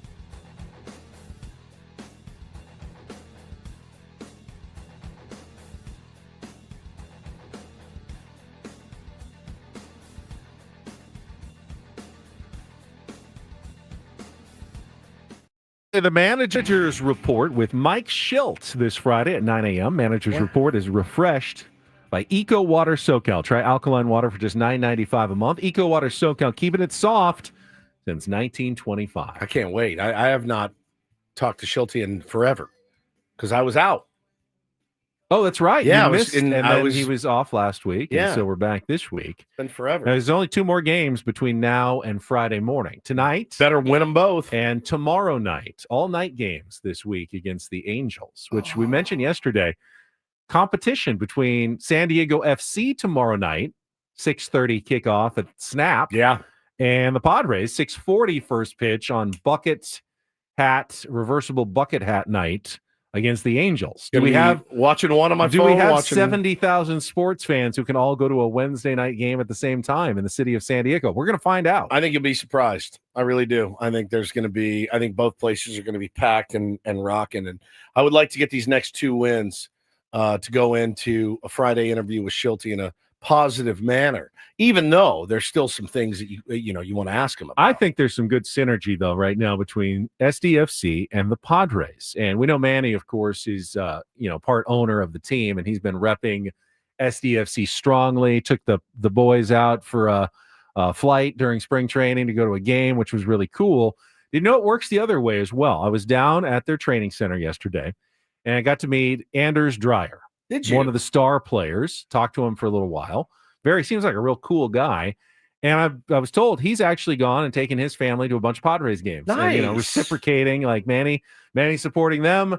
He wants to go the other way and support the San Diego Padres, which I thought was really cool. Where's he from? He is from Denmark, I believe. Yeah. Right. So Does he have an accent? Not a huge one. Yep. It was pretty solid when it came to easy communications. Good. Speaking of soccer, Paulie's got some big news on another superstar local front in today's Reindl Report. From the 855 Get Ross Traffic Center, protecting San Diego after accidents or injury, here's Kelly Danick. Traffic is sponsored by City Cruises. Got a collision on northbound 805 47th Street. Looks like that may be in the clearing stage. Also, southbound 163 near the 805, an accident being cleared out of middle lanes. Set sail with Randy Hauser as he lights up the bay for an exclusive concert cruise like no other. Join us on Friday, May 23rd with City Cruises live in San Diego for an epic night of country music, dinner, drinks, and skyline views. Get tickets now at citycruises.com/live. I'm Kelly Danick with Ben and Wood, San Diego's #1 sports station, 97.3 The Fan. Started here with our today's edition of the Reindl Report. Now tuned into the greatest. Welcome to the Reindl Report with Paul Reindl. Hi, Paul. All right. 2 stories from the world of sports that we haven't gotten to yet. We'll start off in Major League Baseball. And 1 story that you didn't know you needed. Are you laughing, biatch? It's the Reindl Report Hey, Paul, how you doing? Okay, how are you? on 97.3 The Fan. Are you ready to bless the mood? I need some help, please. That was good. Can I get a yeah? Oh, yeah. All right. Good morning, my friends. We will start off. How about a little local news here? It was just announced this morning officially from Wave FC that the San Diego Wave FC and the ownership Group announced today that two-time World Cup champion and former captain Alex Morgan is joining the wave. I'm going to say returning to the wave, but as a minority investor, taking an equity stake in the organization that she helped launch just 3 years ago. Nice. I had dinner with Alex Morgan not too long ago. It was just you and her? No, intimate affair. It was me, my family, and it was her and her family. Wow. And we had dinner together in that we were all at Hamburger Hut at the same time, and she and her family were sitting right next to me and my family. Wait, is she expecting, or did she already have her? I'm not up to date on her love life, family. Well, life. you could see. I mean, if she was She was sitting at the expecting, table eating. Did she look like she was like 8 or? I thought or she did did. I don't the baby. I don't see that. I don't judge women like I'm that. not. It's not a judgment. No, I call. don't. I don't know. I I'm don't. going to her Instagram right now. I thought I saw something. I think our chat must know the answer to that question. Did I miss? I mean, when she retired, she was expecting, I believe. I don't know, Ben. Yeah, she posted a picture. She did. Okay. A week ago. History repeating 5 years later, and it's her with a baby bump. But that was. I did when not was look that? at her body. Yeah. I looked over and said, "That's Alex Morgan." Ben's demanding to know more What about did her she look body. like? I just wanna make What was sure her she's weight? Doing well. I just. What was her weight? Healthy and everybody's good, and she's good because you were there with her. We were there together, but Right. we at the same time. Right. So, anyways, Sitting at Alex the same Morgan's restaurant. joining the Wave ownership group. Ben's like, how'd it look? Everything looked good? Just trying to be a concerned citizen of San Diego. No, there's nothing to concern yourself with. It's none of your business. Good women's health is a concern of everybody, right? Thought this is going to be a good story. Yeah, great story. Great story. Anyways, Alex Morgan was quoted in this press release here. She said, "San Diego is where I've built my home, where I'm raising my children, and found a purpose beyond my playing career. I believed in Wave FC before a single match was played, and I still believe this club has the power to change the future of women's sports. I'm proud to invest in that future, and not just as a player, but now as an investor." Good for her. That's awesome. Do the Padres need more celebrity owners? Does John Seidler need to bring in some bigger names? Yeah. I mean, SDFC Emma has Stone, celebrity maybe. Emma Emma Stone, Bad Bunny. Yeah. You know who needs more celebrity owners is Ben and Woods. That's who needs more celebrity owners. A little stake in the company, a little equity. That's not a bad idea. Yeah, let's revolutionize this radio game here and start selling private shares of our company. Skip, Ben and hey, Woods, it's Woodsy. Inc. I'm gonna need you to buy this share. It's $500. Press release. Where- Skip Schumacher joins Ben and Woods Inc. Where's the money? Will I get this money back? I don't know. I mean, it's an investment. And when I we can't sell the promise company, you're probably going to make a good return on that Will at you? some point. Would be pretty funny. It would be. No, good for Alex Morgan. You know, I think we as a show, and I mean maybe we as a city and sports community, I don't think we fully appreciated just how massive a superstar we had. I know I didn't. Right here. Like, we didn't go to any practices or games. No. Like, you know what I mean? She was right here, one of the goats. I And now talked she's to her. saying it. Yeah, I did. We talked about that at dinner. Did you? Yeah. Well, she was talking about it with her husband, and then I overheard it. Brandon says, well, Drew Brees was at the Padres game. He was. last night. Yeah, but he doesn't own any of the team. Right. I'm talking about could. ownership. He could. He came to a lot of Seals games too. I'd He might imagine be he has part enough owner. money I don't know. to get in if he wanted to. I don't know that they're all, they're selling shares actively right now. Well, I don't think they are. In fact, I believe they're not. Correct. I'm just saying, should they? Maybe. I mean, who cares? You get a lot of buzz. Like for if having- Is Drew Brees do the expecting Padres need more owners? buzz right now? They yeah, have so much absolutely. buzz. That's They're true. 41,000 on a Monday night. Like, they're buzzing like a MFer right Wait now, until an dude. attendance lull and then announce your new celebrity owner stake. Yeah. I'm just saying. I'm just throwing it out. You know who needs more celebrity owners is like the Pirates, the Rockies. That's a good point. Seems like that. All right, we'll move on. A little sports media news. Saw this yesterday that the Rich Eisen show Okay, is big on fan. the move. Big fan. Yeah, he's great. Fantastic Love show. Rich Eisen. He is one of the best, and he is returning home. He's going back to ESPN. It was reported yesterday. He's going to move his daily The Rich Eisen show he's been on Roku, and now he's going to be on ESPN's platforms this fall. And that kind of ties in with ESPN has started to unveil some details on their, I don't want to say news streaming service, but it's kind of their new streaming service. Now, they've had ESPN Plus forever. That's something. And they've had, and then you also have like Hulu and Disney Plus. It all falls under the same Disney ABC umbrella. And I have been trying to figure out some of the details here. The ESPN streaming service is going to be $29.99 a month, $44.99 a month, I believe, if you don't want the ads. You can pay $44.99. Wait. That's to get the Hulu, Disney Plus, and ESPN bundle. What? There's no point in getting ESPN without the ads. It's not like there's extra content in between, like time. Like they're still going to go to a screen. Like if you're watching a game on ESPN Plus, they're still going to go to timeouts and stuff. There's a lot of documentaries and stuff on there. I guess they're. Yeah. I mean, they won't pre-roll you an ad. But you as can watch well, 30 for but 30s or whatever, uninterrupted. Like that would be worth it. You can pay $300, I think, for the year if you want to just do it that way. But I was trying to figure out, I'm like, well, what's new about this? Because we have a work ESPN Plus account, so I honestly I don't even know how much it costs a month. I don't either. I use it for NLL games when the Seals would play on the road.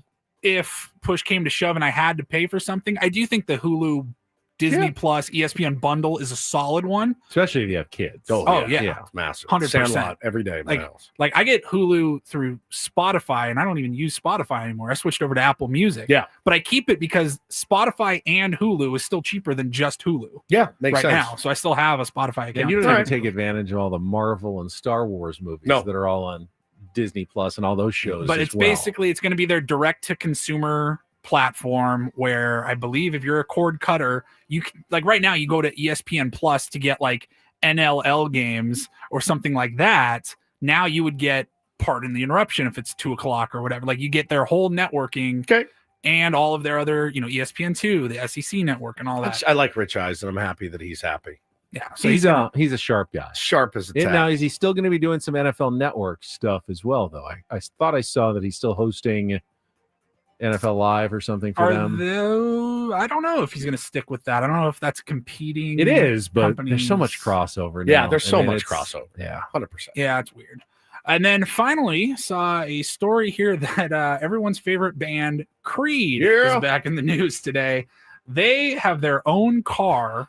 I love this. Racing in the Indy 500 later this month, May 25th, just under 2 weeks away. It's the 109th running of the Indianapolis 500, and the band has teamed up to have their own Creed car racing. I saw it too. It's cool. The number 60 Honda. Look at that thing. It's going to be with Meyer Shank Racing, and it's part of a SiriusXM partnership.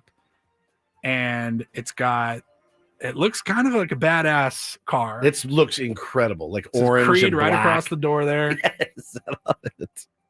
They're looking for a higher finish at the Indianapolis 500. They want, when they're done, they want everyone to be waiting with arms wide open. What's another Creed song?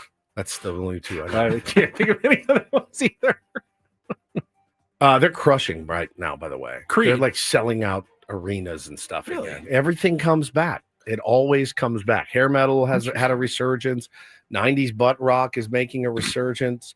It's great. It's great. Now, Paulie, there's a couple of stories I think you missed in the Reindl Report today. Did you hear? You see people talking about the meth raccoon? Oh, we talked about that. Oh, you did yesterday? Well, we talked about it. We talked about last the update. update. No, we didn't get an update. So we did that like Friday, I think. They put them down. Oh, I'm wondering why we didn't talk about that. It's sad. Meth raccoon. They didn't send him to meth raccoon rehab. No, shocking. Like somebody says they put him down. Well, so insensitive. Imagine if you had a drug problem. They're like, all right, you're dead. That's it for you. You're like, well, I get one shot. You get one shot at this. If you're a raccoon, yeah. A raccoon. What did you say? A raccoon. A raccoon. He's a guru. You can't say raccoon. Raccoon. He's a raccoon. He said that, didn't he? Yeah. Raccoon. Raccoon. Raccoon. Raccoon. A raccoon. Raccoon. Yeah, not if you're a raccoon. What? A raccoon. Rocket the raccoon. Raccoon. Raccoon. I can't yes, say he's it. a raccoon. Raccoon. It's not raccoon. I guess they put him down. Am I saying it wrong? Yeah, you were. Raccoon. Raccoon. Raccoon. Not raccoon. Putting the wrong emphasis on the wrong syllable. Yes. Say it again quick. Raccoon. You know how we do it on this show, though. Oh, yes. Oh. Every time. And I really hope we can see more unity and more peace when already things are so difficult. So difficult. So shout out to his family. Rest in peace, King. Oh, shout out to all the trash pandas out there. Yep. Yeah, we do it. We missed a few. What's the difference between a raccoon and an opossum? Are they? They're different? way different animals. Very different animals. Completely different. Both What's the terrifying. difference between a dog and a cat? I don't know. What about a fish and They a all get snake? into my trash at night and drive my dog crazy. That's all I really define them by. Raccoon. I'll never forget it. You know, another thing we missed, didn't get to bring it up here in the Reindl Report. I want to give everybody a little bit of a homework assignment, if you would like, because I wanted to get Woodsy's thoughts on the new documentary that we watched over the weekend. We talked about it when it was announced. Untold, the Netflix series. If you have Netflix, it's called Shooting Guards, and it's about Gilbert Arenas and Javaris Crittenton, and a pretty dramatic sequence that happened back in, what was it, 2008, 2009, where they pulled guns on each other in the locker room, got 50 game suspensions, and it's the buildup and everything that happened afterwards and how it impacted their lives and everybody around them. So well It done. was fantastic. It's what I was watching on Sunday, fully expecting to come in and talk about it yesterday. Yeah. It was really, really Gives me well a chance maybe to catch up on it. It's Another tier ones to watch. Do your it. homework. Go Padres. Come on. For Maybe the love of Shohei God. and Mookie will have a similar story someday. All right, that's it for us. Braden's coming up next. Padres That tonight was at dark. 6. That was 6:40. We'll talk to you tomorrow morning at 6. For Paulie and Woods, I'm Ben. Have a great rest of your Tuesday, everybody.